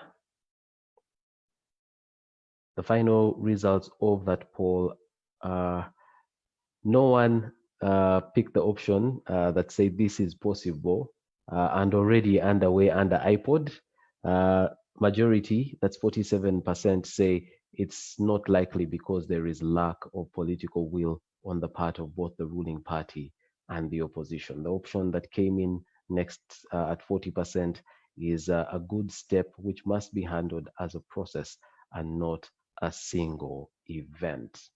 Well, this is a good poll question to segue into inviting our special guest for today's webinar, who is Mr. Frank Rusa. He is the country representative and executive director of the Netherlands Institute for Multi-Party Democracy. It's a Hague-based international NGO that works to support established and aspiring politicians as they shape the future of their countries with the ultimate aim of achieving peaceful, just and inclusive societies that deliver sustainable development for everyone. Mr. Rusa also serves as the executive secretary of the Inter-Party Organization for Dialogue, that is IPOD. It's a platform that brings together political parties with representation in Uganda's parliament. Previously, Mr. Rusa served as a program manager of civic engagement and electoral integrity at the Democratic Governance Facility, DGF, which is the largest multi-donor basket fund focusing on democratic governance, not just in Uganda, but in Africa. In 2005, as the head of legal department of the Uganda Electoral Commission, Mr. Rusa played key advisory roles to the government of Uganda in the transition from no-party politics to multi-party politics. Mr. Rusa holds a Bachelor of Laws degree from Makerere University and a Master of Public Administration from Harvard University. Over the years, Mr. Rusa has attended prestigious fellowships, including as a Reagan Fassel Fellow at the National Endowment for Democracy in Washington, D.C., Maurice R. Green Badge World Fellow at Yale University, and as a Draper Hills Democracy Fellow at Stanford University. Ladies and gentlemen, please invite to the virtual podium our special guest for today's webinar, Mr. Frank Rusa. Over to you, Mr. Rusa. Good morning, Gabriel, and all our people who are following us on Zoom. I would like to say that I'm greatly honored this morning to be invited by the Center for Advanced Strategic Leadership for this engagement. I'm also excited as a Ugandan that the culture of think tanks and this sort of spaces for deep reflection on public policy issues is taking root, because this is something that is very, very important. I would like to thank Dan for his paper and all the panelists who have weighed in so far, giving different perspectives on this important subject. As I've been introduced, I am the country representative for the Netherlands Institute for Multi-Party Democracy, which was invited in this country by political parties in parliament to come and help them start up or promote or facilitate an inter-party dialogue among the political parties in parliament, but also more importantly, to help political parties evolve into strong institutions that are responsive to the aspirations of their supporters, but also that discharge the important mandate of being effective incubators of leadership and also vehicles for alternative public policy. I agree in a large part with many things that Dan has raised, and also the other panelists. But because we don't have a lot of time, I would like to use my space to emphasize a couple of things. But let me say that what Dan really described is what political parties should be like in ideal circumstances, what political parties ought to be. the story of political parties in Uganda is a bit very different from what political parties in a healthy multi-party system ought to be. So I think for purposes of the discussion, it might help to locate our political parties in the current context in which they are operating, so that we can be able to make tangible, realistic proposals on what can be done to improve the situation in this country. The story of political parties in Uganda has been well articulated by Dan, the historical perspective, and I like Dr. Benson for giving some context to that too. Morrison also raised quite a bit of information about the current ideological or policy framework of the political parties as they look like today. So I'll not dwell so much into that.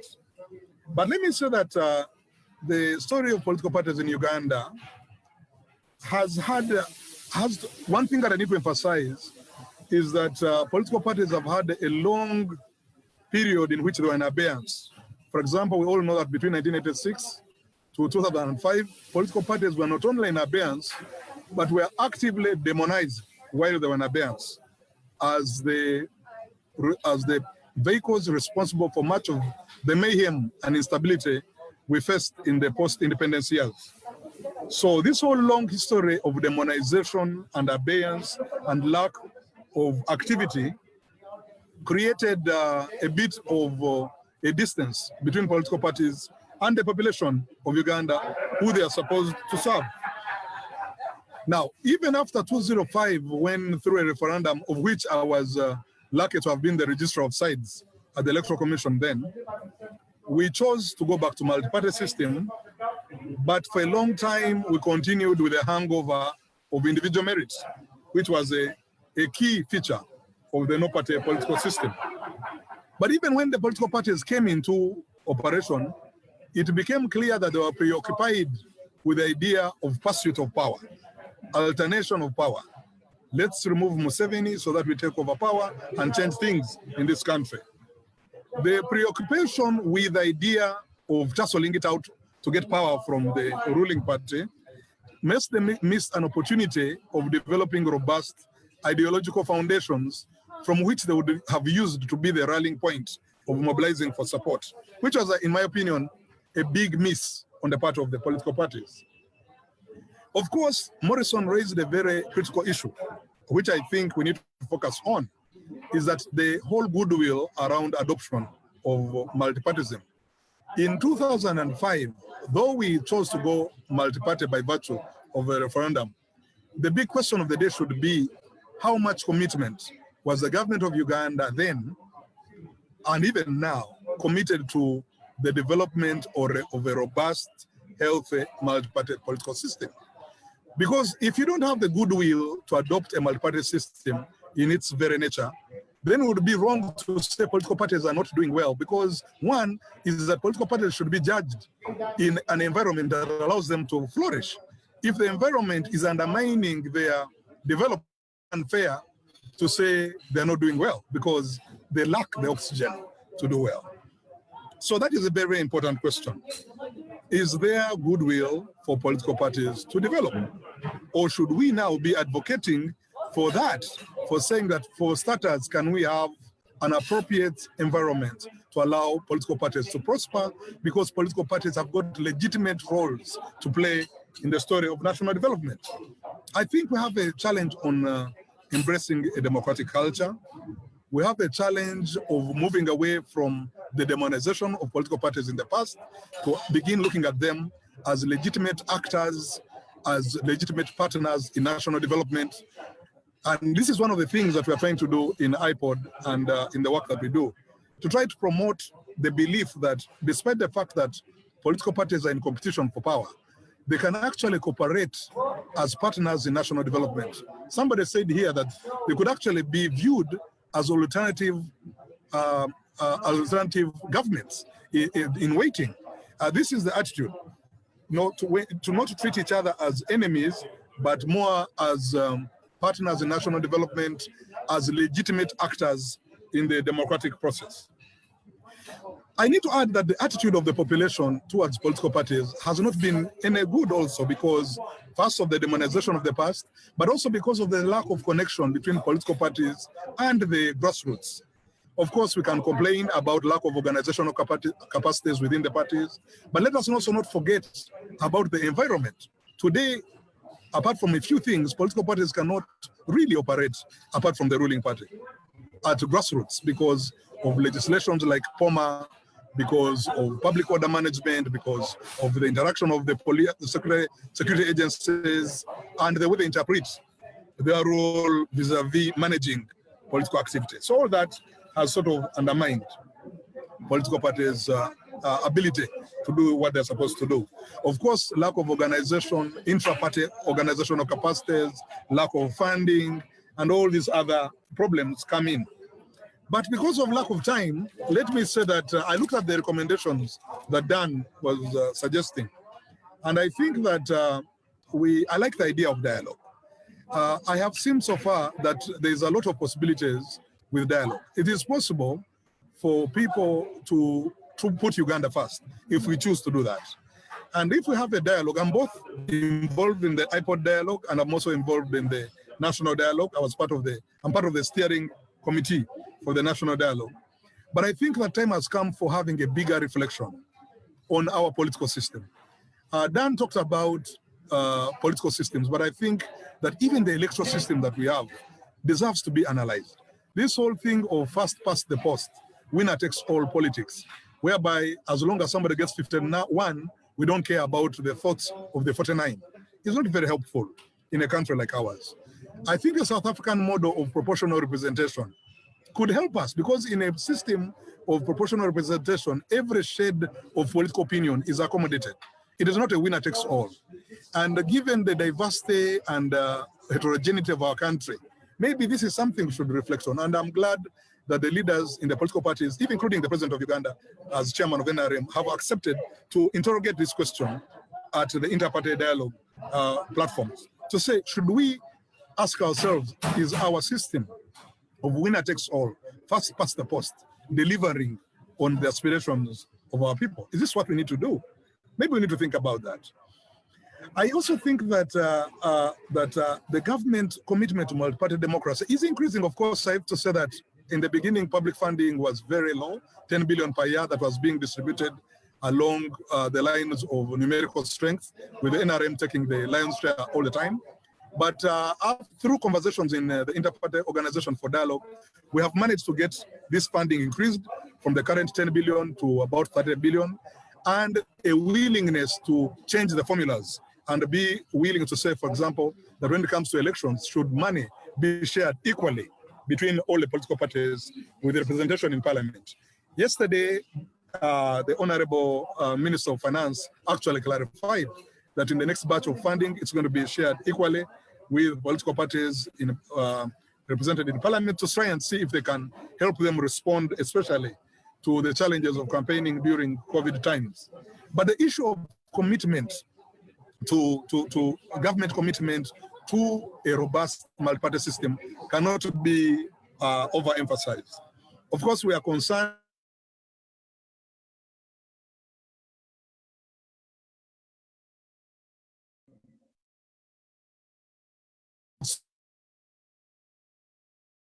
skewed the whole motivation and the drivers of why people get involved in politics and how politics is being used to further the national agenda. Finally, before I lose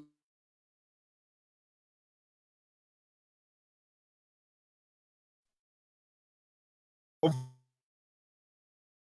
course, the COVID situation has presented a scenario like never before. And I have to say that I've been trying to facilitate a number of conversations between the Electoral Commission and political parties, sometimes with the UN agencies and other bodies, to try and see, can we find a middle way with UCC and others? How can we have an equitable way of managing elections during COVID times? Of course, it's very challenging because elections by their very nature will attract a lot of crowds. You know, to tell somebody to have a rally of 70 people, I mean, you don't send invitations for people to come. Yet at the same time, we cannot ignore the seriousness of COVID. So how do we approach this? I think this is room for dialogue. I think there's room to have a dialogue with the Electoral Commission and all political parties to sort of agree on how we need to proceed. This enforcement of the way police is handling it, I think may make an already precarious situation even worse. So I think this calls for more dialogue. I think this calls for more reflection. We cannot put the lives of our people at risk, yet at the same time, we cannot afford to have a process like elections in which we have invested so much and in which the future of our country is really at stake, be handled in a manner that will challenge the legitimacy of the outcomes. So these are issues for reflection. I think this conversation is important. It should not end now. We should continue having this conversation. But for now, let me say that, let me end it at that because my time is running out. And so I really appreciate this conversation. And I thank all those who have participated because you raise very important issues that call for more reflection. So thank you so much, Gabriel. I'm looking forward to further conversations. All right. Thank you very much, Mr. Frank Rusa, our special guest for today's webinar. And a special thank you to all the other panelists for discussing this far. We're now going to respond to a few questions that are coming in from the participants and questions raised as each discussant made or gave their submissions. I'd like to state that we were supposed to have the Honorable Cecilia Ogwal. She is a parliamentary commissioner. She is currently representing Dokolo in Parliament. But unfortunately, because of technical challenges, she was not able to join the webinar. She was ready to be part of the discussion, but technical challenges have made it impossible for her to join the discussion. So for those of you who are wondering why we only have male panelists, that was not intentional. We didn't intend to have the famous or infamous Manos, but if she manages to join us in the unlikely event that that happens, we definitely will be glad to hear from her. Now, Mr. Rusa, something that came up in almost everybody's presentation was the issue of funding to political parties. You also mentioned it and brought us up to speed with some of the developments taking place there. But there's the issue of, this contribution is specifically for parties with representation in Parliament. Now, right now, there's other parties that are even competing for the presidency. What of those parties? Are there discussions about funding them because they also are political parties in our context? Yeah, if I could come in to just explain a little bit on that, is that Uganda has about 26 registered political parties with the Electoral Commission. So there was a fear that if we just provide funding for all political parties that are registered, then we are going to get hundreds registered for that sole purpose, to access money. So the question now was, what criteria can we use to determine how public funding should be applied? And the criteria that was chosen by the framers of the law was that if you can have members of parliament, then you have demonstrated a certain degree of seriousness as a political party. On my reflecting on this, I actually agree that maybe we need to rethink this because there are some political parties, like the PPP, for example, of the Honorable former Jabir Bidandesali. It has representation at lower levels, at the lower local council levels, but may not be in parliament, and it is a serious party. You may say that the Alliance for National Transformation and the NUP may not have members of parliament right now, but they have demonstrated a certain level of seriousness when it comes to mobilization. Unfortunately, the law is the law, and it has been written in such a way that funding is for political parties with representation in parliament. But at the NIMD, which I lead in Uganda, we have used our spaces to also mobilize funding for political parties that we apply equally to all our beneficiaries. And although we work mainly with political parties in parliament, we have also started making a case to our donors of giving some support to even those who do not yet have members in parliament. And we have already gone to some length to support some of these organizations. But I'm hopeful that in the future, this conversation will come up, and maybe this is an area for law reform so that we can have a more equitable formula of addressing the needs of other political parties. All right. On this platform, it has been suggested that, come up with a number below which you cannot register as a political party. The number that was put out there is, that 2 million signatures or members before you can register as a political party. Is that something that can work in our situation? You'll be surprised that even that alone, people can mobilize those signatures. Getting of signatures is not a very complicated thing. You can imagine we have a young man called John Katumba who stepped out and got all the required signatures in no time. So 2 million signatures could be a yardstick, but it's not enough because those you'll be surprised how many people can easily get 2 million signatures. I think we need to have other ways of establishing the seriousness of the party. When I was in South Africa, I found that they had a method of saying that you should have, they put a threshold within the elections. You should have participated in election and garnered a certain number of votes. Maybe even if you do not win, if we put your votes together, we can say that they represent a certain percentage of the electorate. We could say 5%, you could say something like that. But at least that can be a method of how we can gauge how serious you are, how much you're on the ground, and how spread you are, because the national character is also very important. But Gabriel, I can just suggest that what is important is the willingness to explore agreeable methods of how to do it. The moment that goodwill is established, we will be able to find a way to sort it out. All right. Thank you very much, Mr. Rusa. Morrison, Mr. Rakakamba, there is a question from Yosam Bareche, and the question is, what is the level of foreign influence in our political parties' development and activities? Whose agenda do they run? And this is something that has come up over and over. And even as the president and the minister for security have been talking about, this chaos we've had in the city, they've, insinuated that it is funded by foreigners. Morrison. Well, I still dream of a time when Ugandans who believe in the values, the ideal values that Frank and Dan are talking about, begin to really mobilize to support the political parties, because they believe they, espouse ideals they want to see in the office of the political leaders. But I think that goes with the level of conscientization, the level of mobilization, and really people to know that political parties represent their interests. And if they don't, then people will really not fund them. I'm also happy that at least as taxpayers now we are being forced to fund these political parties, even when they sometimes don't represent our interests through the parliament appropriation, because they are appropriating our tax. So the voluntary aspect of us funding them is not happening, but the first one through taxation in parliament, and now says we are now paying 30 billion. So essentially, really, these are now public institutions. So they can no longer mess with us because we finance them. In terms of the foreign contributions, you can see Rusa is saying he's mobilizing from the Netherlands and other places money to start facilitating. For me, the issue is the transparency, okay? Because funding should not change the agenda and interests of these political parties. As long as these political parties have identified their interests, they are in public, they are clear, and funding is not to influence their thinking or influence their agenda.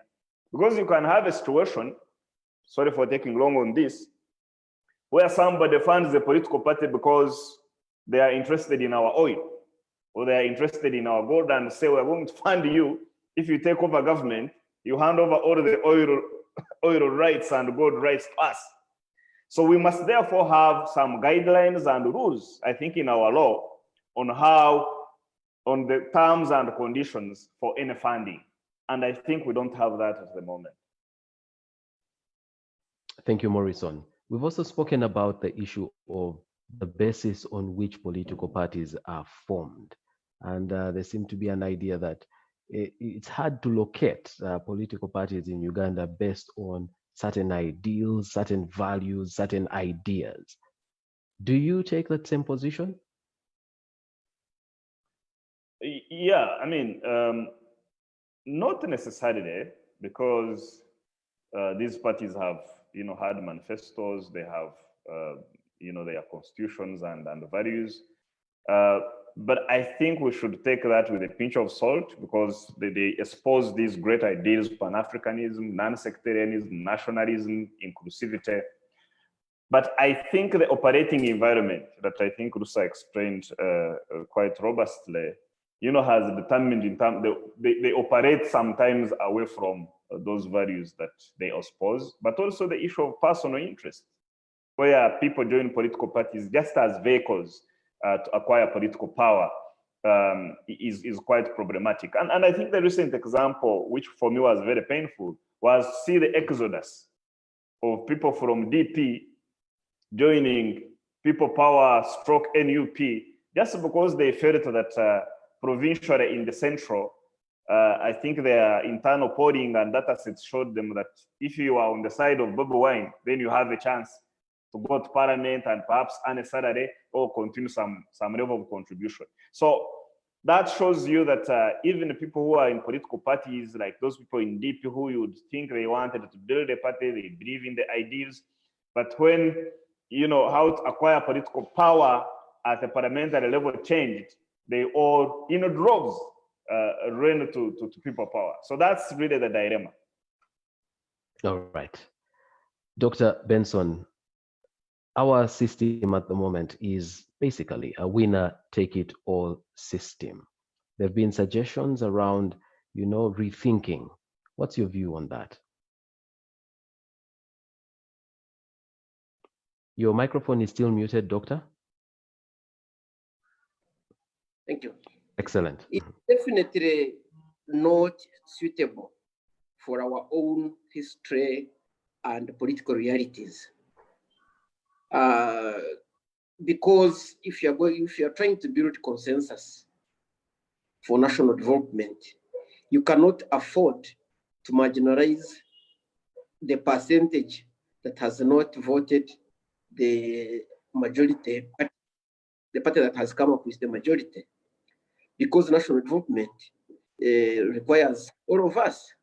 Indeed, it is the bastardization of that logic that led to the multi-party, the proliferation of multi-party systems in Africa from the late 60s up to the 1990s, that when you are emerging out of a colonial order and you want development needs as many hands as possible.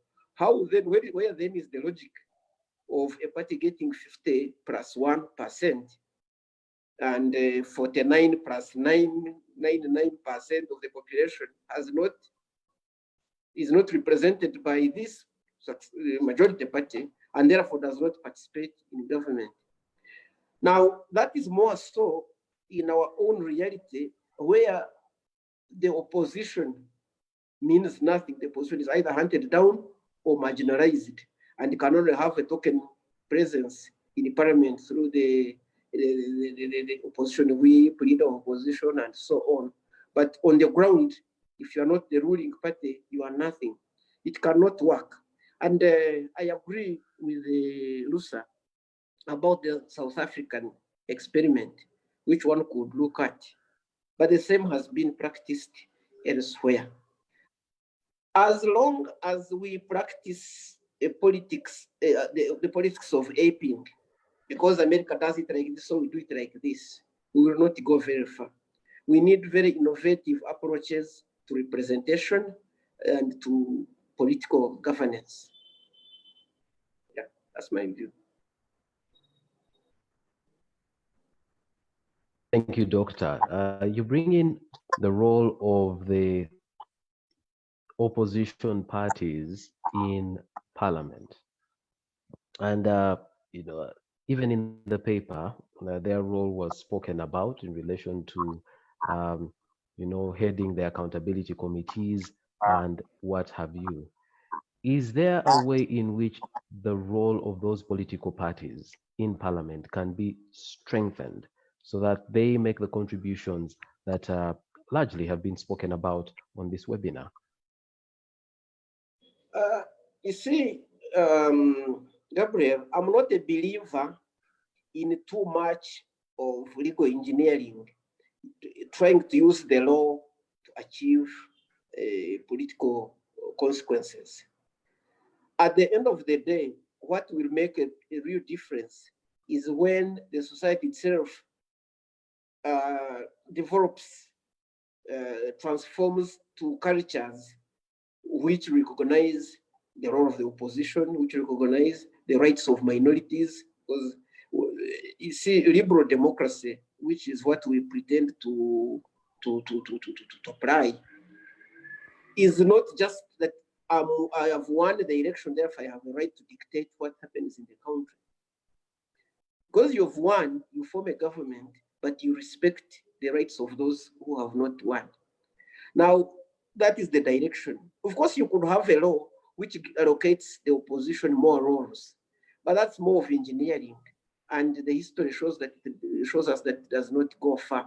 What really will give the opposition a meaningful role is if on the ground there are consequences of marginalizing the opposition, in the sense that they also have a meaningful shot at power. Therefore, they are not in the theoretical sense, but in a real sense, the possible leaders of the next term, of tomorrow. Therefore, it is not in your interest to treat them as enemies, because when they're in power, then you will become the enemy. When you have reached that stage, you don't need legislation to give the opposition power. The balance between the Democrats and the Republicans in the United States, or Labour and the Conservative Party in the UK, is not created by legislation. It arises from the stake that each represents in the national political order. And that's the way to go. But yes, in the short run, you could have some legislation which helps that process. All right. When a lawyer tells you legislation is not the answer, Morrison, I've taken note that your hand is up. Okay, let me come to you, Morrison, and then I'll come back to Doctor. No, it's just a quick one, because I think with the ongoing crisis, I think it is important to take aspirations and norms in the law, such that there is recourse. Because I think now America is in the crisis because they have interesting democratic norms. You lose an election, you concede, you shake hands. But now they are facing a crisis where an incumbent is trying to undo an election, to institute a coup, and abandoning all the norms, because I think Americans over the years have taken those norms for granted. So I think taking them in the law can have, I see that point, but I think we need to, have some of these norms and beliefs act in the law. All right, thank you very much, Morrison.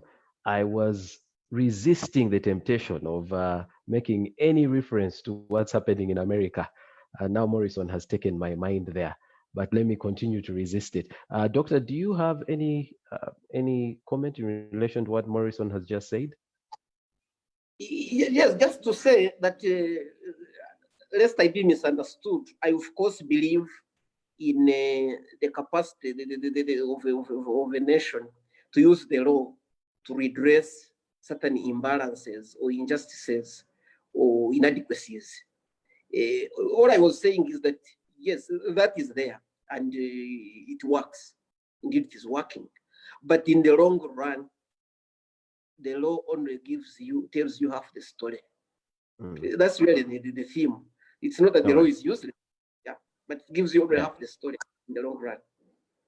And at the end of the day, it's got to be the practice and the implementation of the law that will bring these things to fruition. All right, Doctor, Yosam did ask a question around foreign influence. And I would like to add to that question the whole issue of, we've all agreed that the funding to political parties is insufficient. Even with the increments, that is still insufficient, given the ground that has to be covered. Now, could you just make a comment in relation to influence of foreign forces, and on the other hand, keep in mind the fact that our limited resources? Yes, it really cross back to what I have just been saying. Ideally, what one would want is a situation, first of all, where parties are not paid for by the taxpayer through compulsory appropriations, but parties are sustained by those who believe in them through their own means. And what the law does is to regulate party funding and election funding so that foreign interests do not abuse. That's the idea.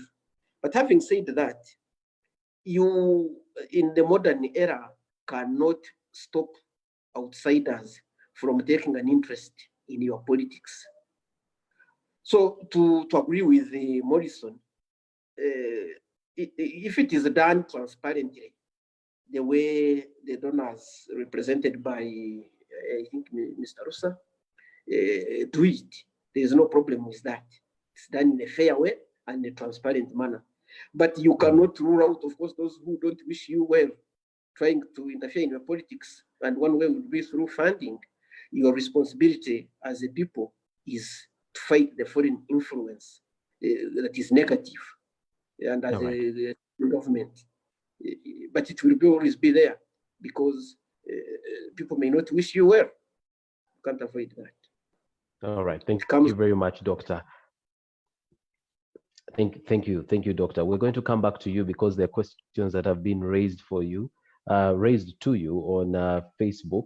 And I'd like to take note at this point of David, Letitia, Isaac, Council, Amadou, who are watching on Facebook, and we're taking note of your questions. We're going to put them to our panelists.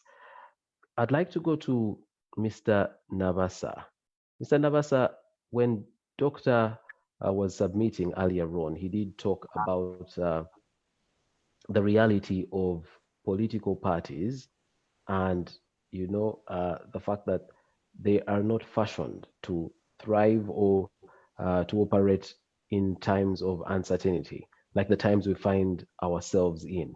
Even worse now, we are going to have an election in such a situation. Could you just respond to the issues he raised around that and pointing out that the paper did not go into them? I hope it wasn't me hurrying you that made you skip that part of your paper. No, not really. Look, I do not quite agree that actually leadership of parties, alternative leadership, should step up in situations like this, because no one has a monopoly of how to go about problems that we face as a nation. So it is in situations like this, if we had the spirit of working together, the spirit of consultation, cooperation, that the different leaders in the different parties would actually come together to figure out how we move. So now that takes me to what Rusa was saying, the dialogue. Do we want to dialogue? The biggest challenge we have is that being in a different party automatically makes you an enemy. So I do not know at what point these enemies are going to sit to discuss how we can overcome the issues that we have. And again, I realize that power in Uganda, the contest for power, is coming to an issue of life and death. So is there a will to help the other person find an easier way of wresting power from me? So do we have the right leaders in these parties? Do they have anything to offer in these things? I remember in one of the TV debates when a question was posed about fiscal policies, and then the answers were random. You know, if you're aspiring to be a national leader, there are certain basic things that you must be able to address. So when you come to the table, yes, if we say 26 parties, all party presidents, and your maybe leadership come, what are they bringing? That is the challenge. Do we see real leadership in these parties? Do we believe they can come and add value to the issues we face? Probably not. In a crisis like this, you need all the hands on the decks. Where are these hands? We don't see them. If we had viable opposition, if we had respect for each other as leaders, if we recognize that each of us has a role to play in this country, then it would be more leaders available to give solutions. So to that end, I think in such situations, we need leaders of these different parties more involved than we see them involved today. All right. Lenny Mugisha says, based on the political party's history that was excellently presented, and it was presented by you, Mr. Nabasa, what are your predictions on Uganda's political life after the current president? Do you think the term and age limits will ever be reinstated? And he also asks, when? The problem with this country, and I think to refer to one of the issues that was asked about, which Dr. Benson was referring to about not having laws or having laws, I think this country has laws on almost everything. Our problem has not been absence of laws, it is respect of laws. So the term limits can be restored, but the same means used to restore them are the same means that can be used to remove them at any one time. So yes, I think there's a discussion right now to have the term limits restored. But can we guarantee that 10 years down the road that they will not be removed again? Probably they will. The question is, what kind of constitution do we want to have? Do we want a living constitution that can be adopted, that can be changed from time to time? And the bigger question is there a standard template that we should have term limits, we shouldn't have term limits because US has term limits? I don't know. Personally, I don't think that issue of term limits is important. If I had my way, I would leave it the way it is. This country, right from independence, our biggest challenge has been leadership. And leadership in many ways. We've had some fairly decent leaders. We've also had bad leaders. So when you have a constitution that limits how long a person can stay in office, then if you can't move them because of maybe the power of incumbency and use of the resources at their disposal, you wait for time for them to move. But what happens in a situation where you have a very good leader, in a situation where we have not had very good leaders, and probably still has the mandate of the people, and they go? Now, that for me is a problem. So what I would be thinking is what we need is reform of the electoral laws to enable recall of leaders, to make it easy for leaders to be recalled at any one time. You can serve for 10, 30 years for as long as you're still relevant. We've had good leaders. I think Lee Kuan Yew in Singapore served for 28 years. But his record was impeccable. So we have had President Museveni, by and large, he's done quite well in the context of our history. Well, he doesn't have to stay forever. But again, what if another one emerges? And then after 10 years, you're saying, look, you're very good, you go. Think about the situation in the USA. President Barack Obama did very well. He is 59, I think, or 60, and he's done his 10 years already. And he can't be president. Now the country is being messed up by old men, 78 and 74. So if they were allowed to recycle, maybe if, say, the Democratic Party is short of good leaders, they would have brought back Barack Obama. So can we have a flexible law that allows, recalling of leaders when they do not serve? Because one of the things Right. that has been tried is it is impossible to impeach a sitting president in Uganda. So once in, they are in. I think that's where we should be focusing. All right.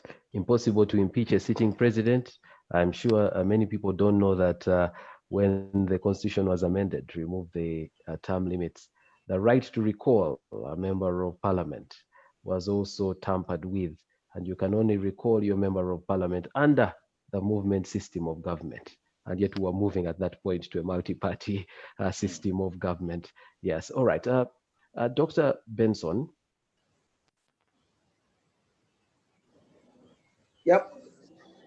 I'd just like to read to you some of these questions that have been raised.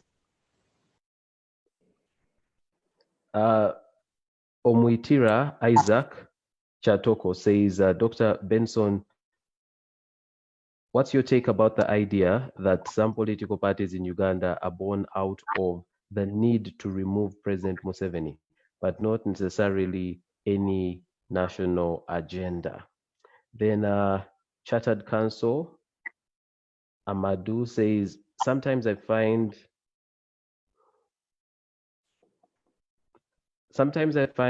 discussions of politics in Uganda skewed to thinking that stay in government is a preserve of a certain group of opposition for another group, as if it's never and should never be possible for any other group to take over government. Let's first accept and publicly admit that power can and should democratically change hands. Then finally, serious consideration of proportional party representation in government following South Africa practice raised by the keynote speaker, Rusa, is desirable.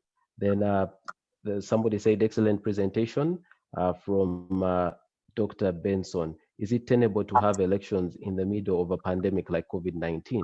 How does a pandemic like COVID-19 affect democracy? Does democracy work in a vacuum, or it should be subjected to prevailing circumstances like a pandemic? Basically, should we go ahead and have this election? Yes, thank you, Gabriel. I beg to begin with the last one because it is the most interesting. Recently, we did a study under the Center for Basic Research, CBR, on the legality and the suitability, appropriateness of having elections under COVID. And we came to the painful realization that while, of course, COVID is real and it is a responsible thing to take measures to protect the population from it, especially to protect the population from the consequences of crowding and so on. But that said, there are certain basic standards that an election must exhibit for it to be certified as free and fair. They have been set up by international conventional international law, by our own constitution, by decisions of courts, and by international soft law. You know, General Comment 25, and so on. These set certain criteria, and I'm convinced that you cannot have an election that meets those criteria while responsibly protecting the population from COVID. My own recommendation is that we should have invoked the provisions of the Constitution to declare a state of emergency, postpone the elections or at intervals of 6 months as situations unfold, including the possibility of getting a vaccine, and then you have an election under conditions that are closer to normal. Of course, it is more difficult to postpone a presidential election because of the provisions of Article 103 of the Constitution, but it is also possible. I can't go into the details of how you do it now, but it's possible and it's what should have been done. It is a more responsible thing to do than to try to have an election under impossible conditions. That's one. Now, turning to the question by Omuitira, the idea that political parties are being born out of the need to remove President Museveni. That's of course partly true. Those who are in the opposition and have been there for 34, 35 years are of course frustrated. And so you can understand it if they think of all sorts of things to try to remove President Museveni. But of course, I don't think they are going far. When you form a party for that kind of extremely short-term reason, chances are that you cannot go very far. And indeed, they are not going far. you can see the outcome of the next election is almost obvious. Then, Amado, why is it that it is impossible for certain sections of the country to vie for leadership of the country? It's because of our history. And it is because our institutions and our laws really do not work. So at the end of the day, the things which determine who is in power now are not the laws and are not the institutions. I mean, the other institutions, but really it is one institution, and that's the armed forces. So long as the armed forces are in the control of a certain section of the population, that section is likely to determine, to dictate a lot of things. And you can only have a change in the long run when the power matrix shifts. And how does it shift? By you and I being very interested in politics and playing our various roles, rather than waiting for the law to legislate and say this one goes, this one comes. As Dan pointed out, the very system which creates term limits can be used to remove them, and vice versa. So the society itself must move to a certain stage for certain political possibilities to be possible. All right. Thank you very much. Now, actually, I'm going to put this question to you first, and then I'm going to have each of the panelists respond to it before we start to conclude. And the question is this: do you believe that Ugandans look at political parties as actually viable and, espousing their interests? And what should political parties be doing to be more relevant to the people? Let's start with you, Doctor, and then I'll go to Mr. Frank Rusa and the rest. Thanks. My own view is that our current, for the majority of Ugandans, our view of political parties is very short term, and very personal, and very selfish and self-serving. And that goes for all the parties, including the mass party. I do not think that we have that high-handed view of political parties as a vehicle for bringing about wonderful transformation of society and so on. They are seen as immediate vehicles for capturing power, and that's what explains the recent exodus, which the colleague mentioned, from DP to NUP and the people power, for purely strategic short-term calculations. That is the reality for now. And so, what should the political parties be doing to change this? Because doesn't that mean that there's something that the political parties are not doing the right way? No, again, it goes back to how we began. What are parties for? Ideally, they are supposed to be for things which the keynote presenter mentioned. But what is the reality? The reality is that if on the ground the parties have not achieved those ideals, then you cannot avoid a situation where parties are then instead formed for short-term measures. So you see, I think it goes to what I said earlier. You can do some short-term engineering to address short-term challenges, but in the long run, it is social transformation that will change, that will bring about new realities. At present, it's not theoretically conceivable that you can have a party that genuinely looks at the national interest and then it thrives and succeeds other than the ruling party. Right. You have people like General Mugishamuntu, people who you can see mean well, but how far have they gone in reality? Because you see, they are swimming against the tide. So the tide must first change before the swim becomes meaningful. Thank you. Thank you very much, Doctor. Mr. Rusa, the same question, and how is it done elsewhere?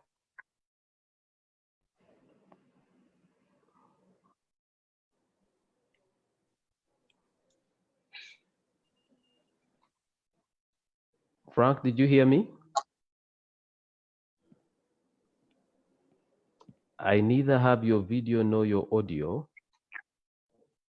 Oh, there you are. Can you hear me? Excellent. Yes, now I can. Oh, did we lose him? Yes, we dropped off. All right. All right. Let me put the same to Morrison. Well, I'll start. Okay. Well, my view is that the objective, I think, of also any political party should also clear about to be about taking over power. Because if you don't have power, how then do you implement your ideals to really transform a country? I think the question should therefore be, where do we begin? I think parties should begin on really forming those ideals, those values, and use them as vehicles to organize, to mobilize, and swing into power. But if you make power distant secondary, then you may get into a problem where you don't have a perfect mix or a tapestry of idealism and pragmatism. And I think parties that have combined idealism, which is about those set rules and values and goals, and pragmatism in terms of how they organize and build structures and swing into power, I think that's extremely important. The final piece is this equation around the power of the security forces and the army is for me very important. But what I also realize is that the army and the security forces are also, they are our brothers and sisters. They go to the same schools we go to, they go to the same hospitals we go to, they drive on the same roads. So they are part of the fabric of the country. And I think if you have a good program, or if a political party embraces, all those facets and segments of the society, including the armed forces, I think they can be part of that transition that can happen either from one leader to another leader, or one party to another party. But I think to that extent, parties may want to invest really in ideology development, having ideologues. Our history is filled with groups. You remember people like that who are no longer here. You remember the Gang of Four. People like Rugumayo, people like Yash Tandon and Dan Abdere, whose business was really thinking and keeping the parties they believed in, not to skid off the rail. So I think parties may want, even when they have pragmatists and those involved in electioneering, have a pocket within their structure of think tankers that focus on keeping the parties around a certain ideological path, around certain norms. Thank you very much, Morrison. Dr. Magara Morrison leaves on off by saying Castle should sneeze, and other political parties catch the cold of having think tanks of their own, in order to drive some of these things forward. Mr. Rusa, unfortunately, we lost you when you were just going to speak. Morrison came in as a substitute. You owe him coffee for that, but over to you now. You're still muted, though. Okay, so thank you so much. I just had a small technical challenge, but I'm glad to be back. I think that the conversation, what Benson was saying is really right. You see, political parties' relevance stems from being able to articulate correctly solutions to society problems. As long as they do not articulate that, they cease to be relevant to the population. Now, in other countries, political parties were an evolution from earlier configurations of interests. So farmers get together, workers get together, laborers get together, they aggregate their interests, and then they find a political vehicle to deliver those interests. This whole top-down model does not work. It is important for political parties to seek, articulate solutions to the problems coming from the bottom to be relevant. That's the way you mobilize. But again, that cannot happen if you have an environment that does not allow political parties to deal with the grassroots. So the first step would be to take a conscious collective decision to allow multipartyism to flourish. When that is done, then political parties need to construct their support base by articulating solutions through aggregation of interests from the bottom up. In that way, they build an umbilical cord of relevance with the people who they're supposed to appeal to. Apart from that, they will become periodic electoral vehicles that switch into action once every 5 years to deliver results for some political candidates, which is not essentially what they should be doing. All right. Thank you very much, Mr. Rusa. Is Mr. Navasa still with us? No, I could see him on my screen then. Oh, he suddenly dropped, huh? Okay. Let's take our last let's have a poll question at this point as we draw to a close. I'd like to ask all the panelists to now prepare for their last word and their way forward. Our question at this point is: the COVID-19 challenge demonstrated that political contestation can be set aside to achieve common national goals. The COVID-19 challenge demonstrated that political contestation can be set aside to achieve common national goals. The four options are: yes, but political parties did not seize the opportunity to work together beyond facilitation of members of parliament for individual interventions. Second is: yes, indeed, political parties worked together to support the national intervention agenda through parliamentary decisions.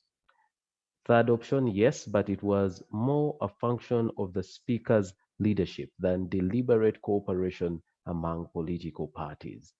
And finally, no, any gains achieved have been wiped out by electioneering. The question again: the COVID-19 challenge demonstrated that political contestation can be set aside to achieve common national goals. And the four options are the ones that I read. If you could pick the one that applies to you, the one that you think best responds to the question. Gabriel, I'm back. So if you have a minute, I could chip in now. All right, right after the poll question, I will come to you.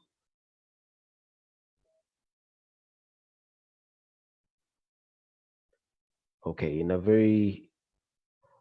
let's give 9 seconds and then we shall end this poll. At the moment, we have people choosing only 2 options, and it looks like a majority of us say no, any gains achieved have been wiped out by electioneering. Let me end it here and tell you what percentage. 71% picked that option. All right, thank you very much. Mr. Navasa, welcome back. And yes, your response to the question that had been asked earlier. Thank you, Gabriel. Sorry, I seem to have dropped off. I think it was a connection problem. But one, the issue of parties, it goes back to what I think we've traversed in our discussions. Parties have been demonized for a very long time, and we've had all sorts of things said about them. So for majority of the people, they are not good. They are bad. That perception has to change. And for it to change, somebody must reach out to these people. So one of the recommendations we made was that the involvement of political parties in Uganda should go alongside educating the electorate about it. So we have, the political parties themselves to do that. Then we also have maybe groups like CASO, think tanks like this, to educate people about parties and let them know that they are not evil. And the other issue, of course, that is of concern is the leadership that I had talked. Where are these leaders coming from? Are they well mentored? Are they well grounded? You know, and what is informing the formation of these parties? I think that is a question that we've also asked. You know, this case that I referred to earlier of that was going to help us answer some questions, but technically courts, as they usually do, they want to hide under the political question and they avoid facing it. But it could have asked a number of questions. How do you acquire a party, like you're buying vegetables in a market and then your next minute president? So what ideally is it about a party that is formed or acquired 2-3 months towards elections? Is it value based? Is it personal based? So that is something we need to look at. Then the leaders. Are these leaders mentored? The parties should have capacity within, and that is something I also alluded to earlier, within themselves to mentor the young people who will eventually take over leadership. I think I had mentioned that some parties like UID, a classic example is Mao. I think Norbert Mao of DP came from UID, which is the youth wing of DP. NRM, the party that has been around for some time, the youth wing is wanting. It exists, but we have not seen people emerge from that youth wing to take over positions of leadership or see them emerge. But we've seen some of the young people who came from other setups, like the Rose Namayanjas, they came from National Youth Council, etc. So it is something that we have to do as citizens, as parties, as individuals, to go back to the people and tell them that, look, this party is actually not bad. And we must also have an environment that allows parties to go and reach out to the people. As it is today, that space is a bit restricted. So there's no chance that the parties will be able to do that. All right, thank you. I know I had said we're going to come to for concluding remarks, but there's something that I feel we have not touched on, and it is the way we are implementing this multi-party democracy, because the ruling party, NRM, has appointed ministers from within the opposition and also from the independents. What does this mean for political parties and multi-party democracy? You did talk about, Mr. Navasa, you did talk about the leadership of, of committees of parliament. And it is stated in the rules of procedure of parliament, which committees are led by, whether the opposition or the government.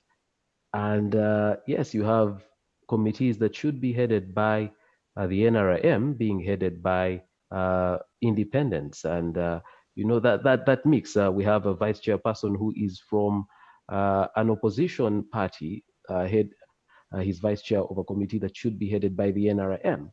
Therefore, what does this mean for political parties?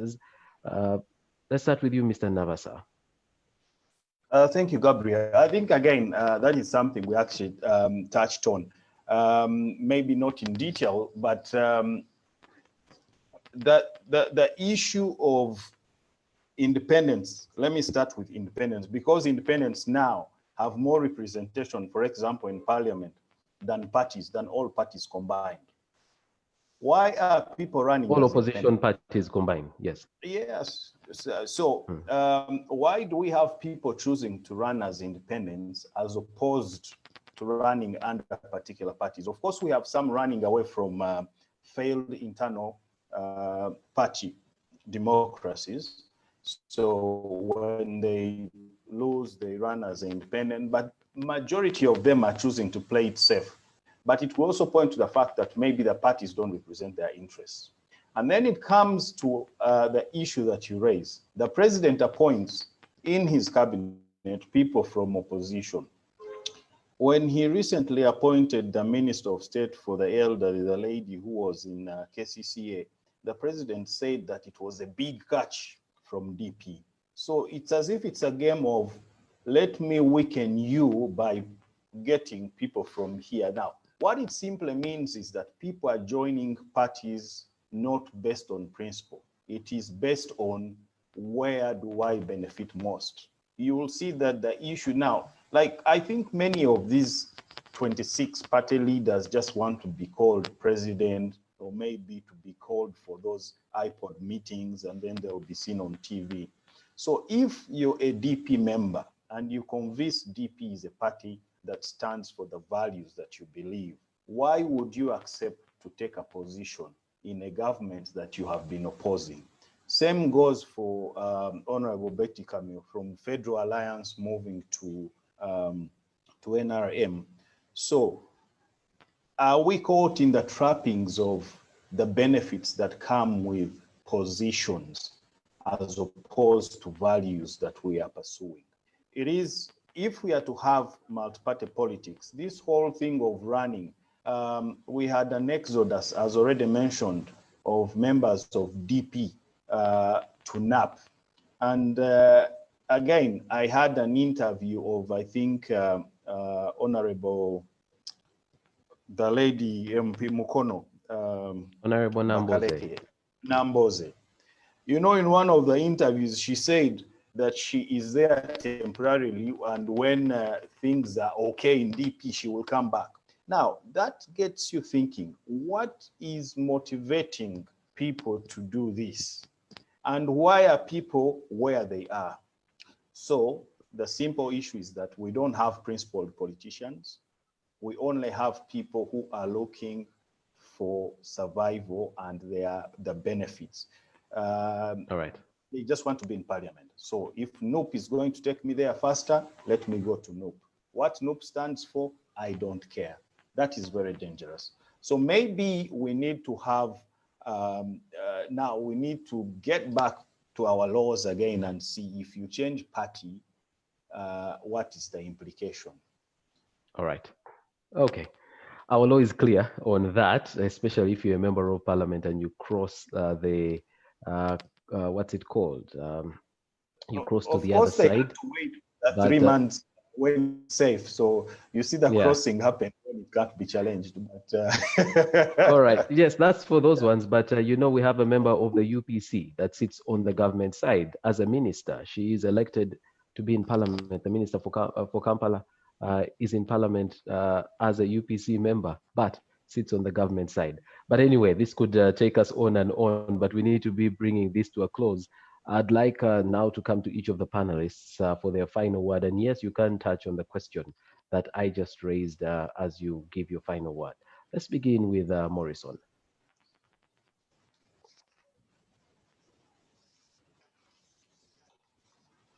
Yes, I want to comment on this issue of the positional aspects of our politics and the principled aspects of our politics. And because I think of the current prevailing environment, the issue has not been really across the board principle. It's about positions. And make no mistake, Dan, when Kamia moves to take on a position in government, she has essentially crossed. She's no longer a member of that. She may claim to be in the federal, but she's in the NRM. And that DP lady is no longer DP, she's in the NRM. And if you carefully watch them, they start wearing yellow and talking about Pan-Africanism and all those other aspects that have defined the NRM political party. So I think in a society where we are really still trying to build some level of work in progress in our politics and multipartyism, things of crossing, you know, crossing the flow, crossing from one political party to the other, I think are going to continue to remain. Did we?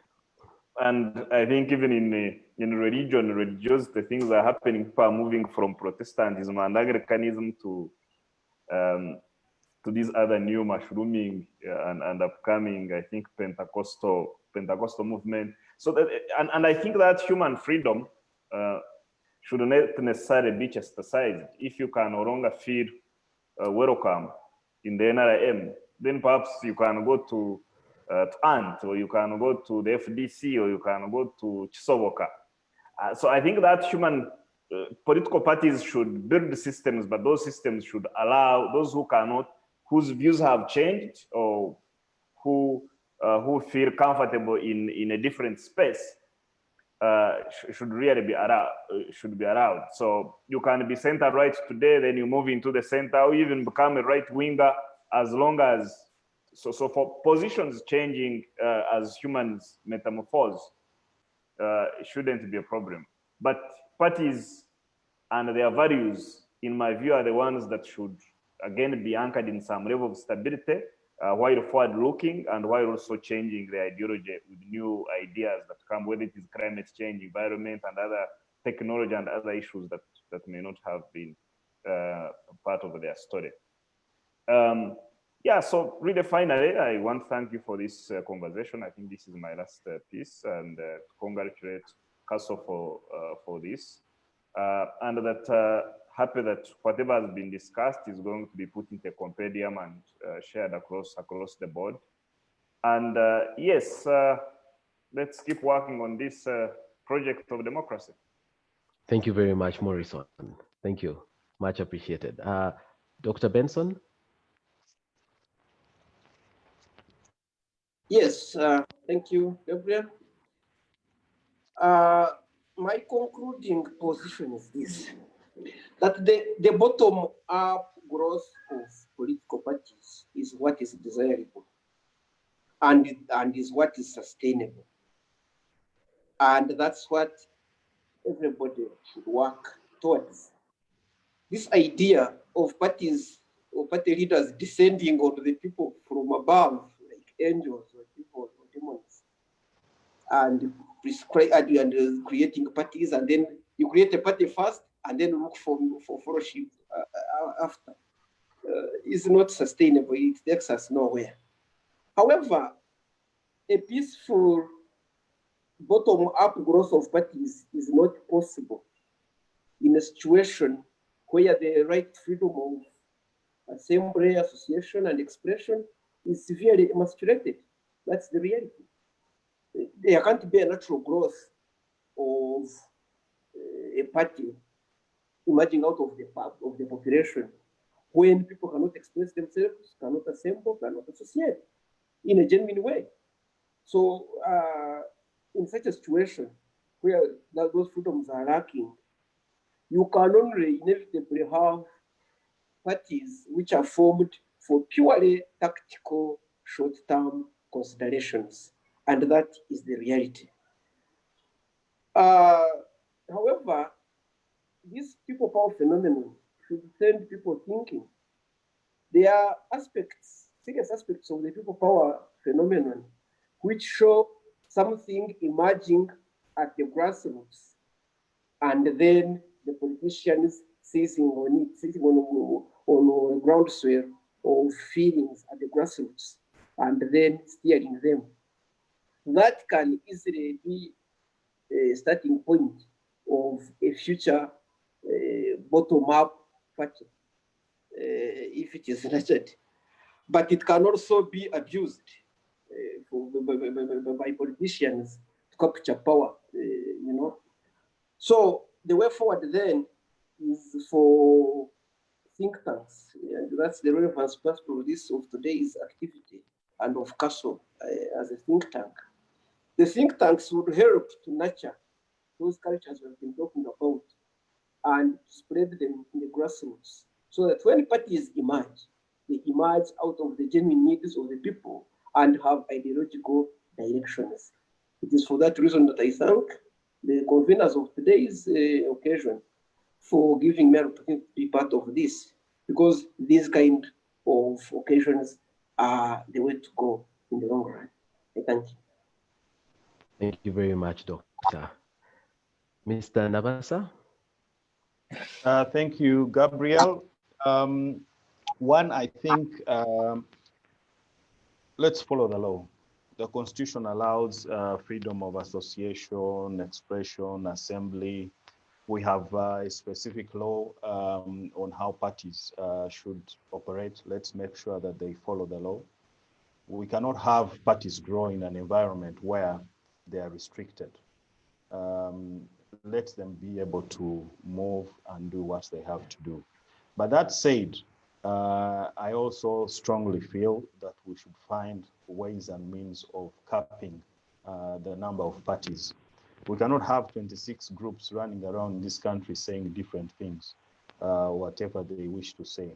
I think maybe 4 or 5 parties are enough for this country. And the basis of formation of these parties should be on agreed, defined national policy issues, which, as I highlighted earlier, courts have actually, they have asked courts to enact a law to give force to the directives and national policy that are in the constitution but were hanging at the beginning and had no particular place. So that will be very helpful, and it will help us focus on the discussion and the direction the parties will take. And then finally, something which for me I believe is very critical is leadership. We cannot have accidental leaders emerging. We must be purposeful about mentoring leaders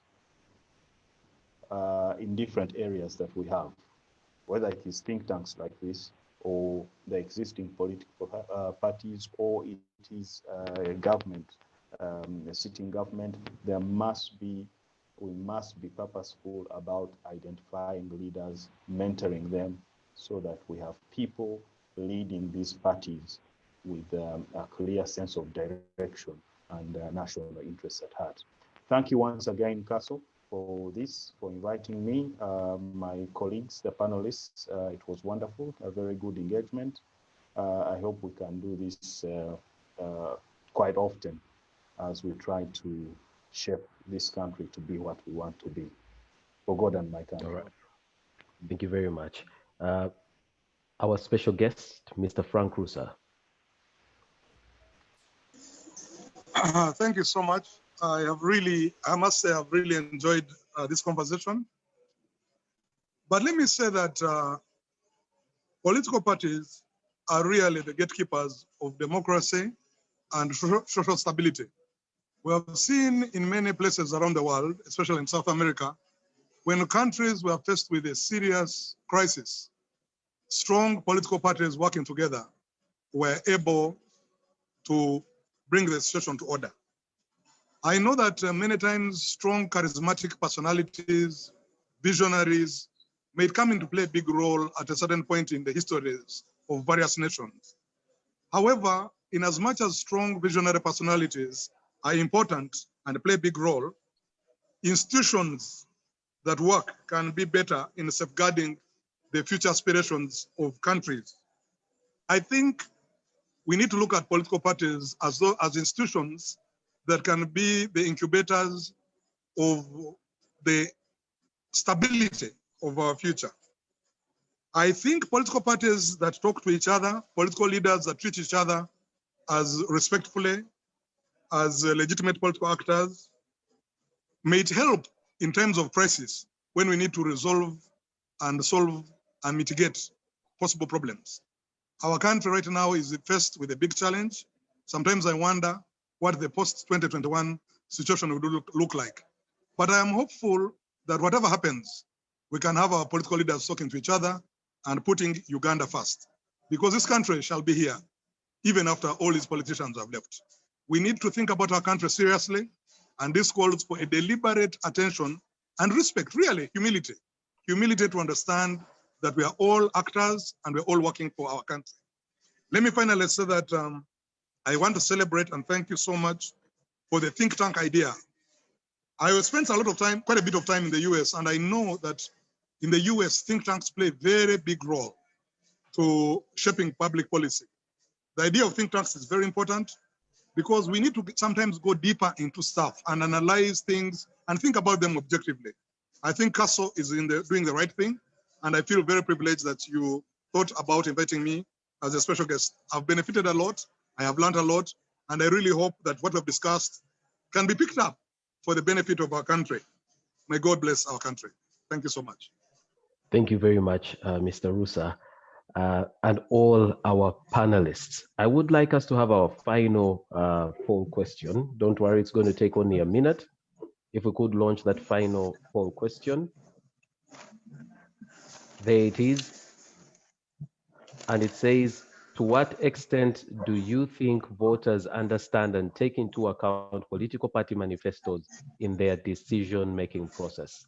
To what extent do you think voters understand and take into account political party manifestos in their decision-making? The first person who has voted says it's irrelevant. Voter bribery has become a major determinant of voter decisions.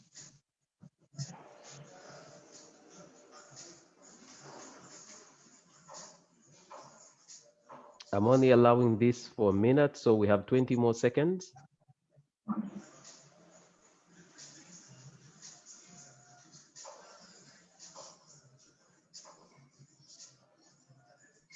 I will stop the poll in 10 seconds, so if you could please vote.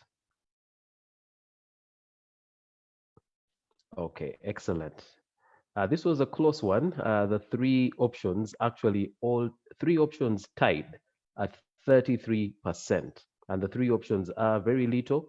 Few voters bother to read manifestos or even know how to access them.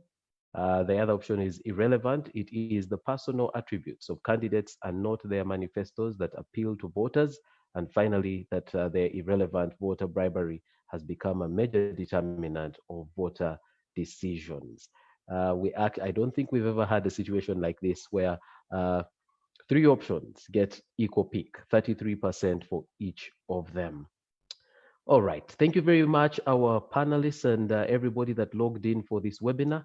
I'd like now to invite Dr. James Magara to just say one thing, something in closing, maybe on the way forward, and to close us off in prayer. I'll also let you know that our next webinar is on water, sanitation and hygiene. That's WASH, and we hope that you can log in for that. Dr. Magara? Oh, your microphone is muted, Doctor. Yeah, thank you. Thank you. Thank you very, very much, all of you, especially our panelists, because we've really been, as we say, boring your brains. It's been a very, very educative morning. I've learned a lot of stuff. I've been provoked to think about certain things in a wider way. I've also been entertained. There are some, you've been very humorous. There are some statements you make that just got me doubling over in laughter. Dr. Benson, I don't know whether anyone has ever told you that, but I found some of your comments extremely humorous. But thank you very much. And thank you for those of you on the attendance who stayed through the morning. It's been a very interesting conversation. At the point when we were deciding whether we should go ahead with this or not, we thought it might be something that may not come out in a good way. But I've been very, very pleased this morning to hear the different shades of opinion, and also to see that, as Gabriel implied at the beginning, that you are not entrenched in your views. You are willing to question even some of the positions that you come from. So thank you very much. We are committed to taking this further, and you will hear from us maybe in a slightly different way in the coming months and weeks. But we've gathered a lot of information. The information is still recorded on Facebook, so we can take people back to listen to it at any time. And we will take this to the next level. So I just want to appreciate you all for giving the time, the morning, and for the way that this discourse has gone. And we hope that you'll have spare time to join us as we look at the next webinar. We just have about a month to go.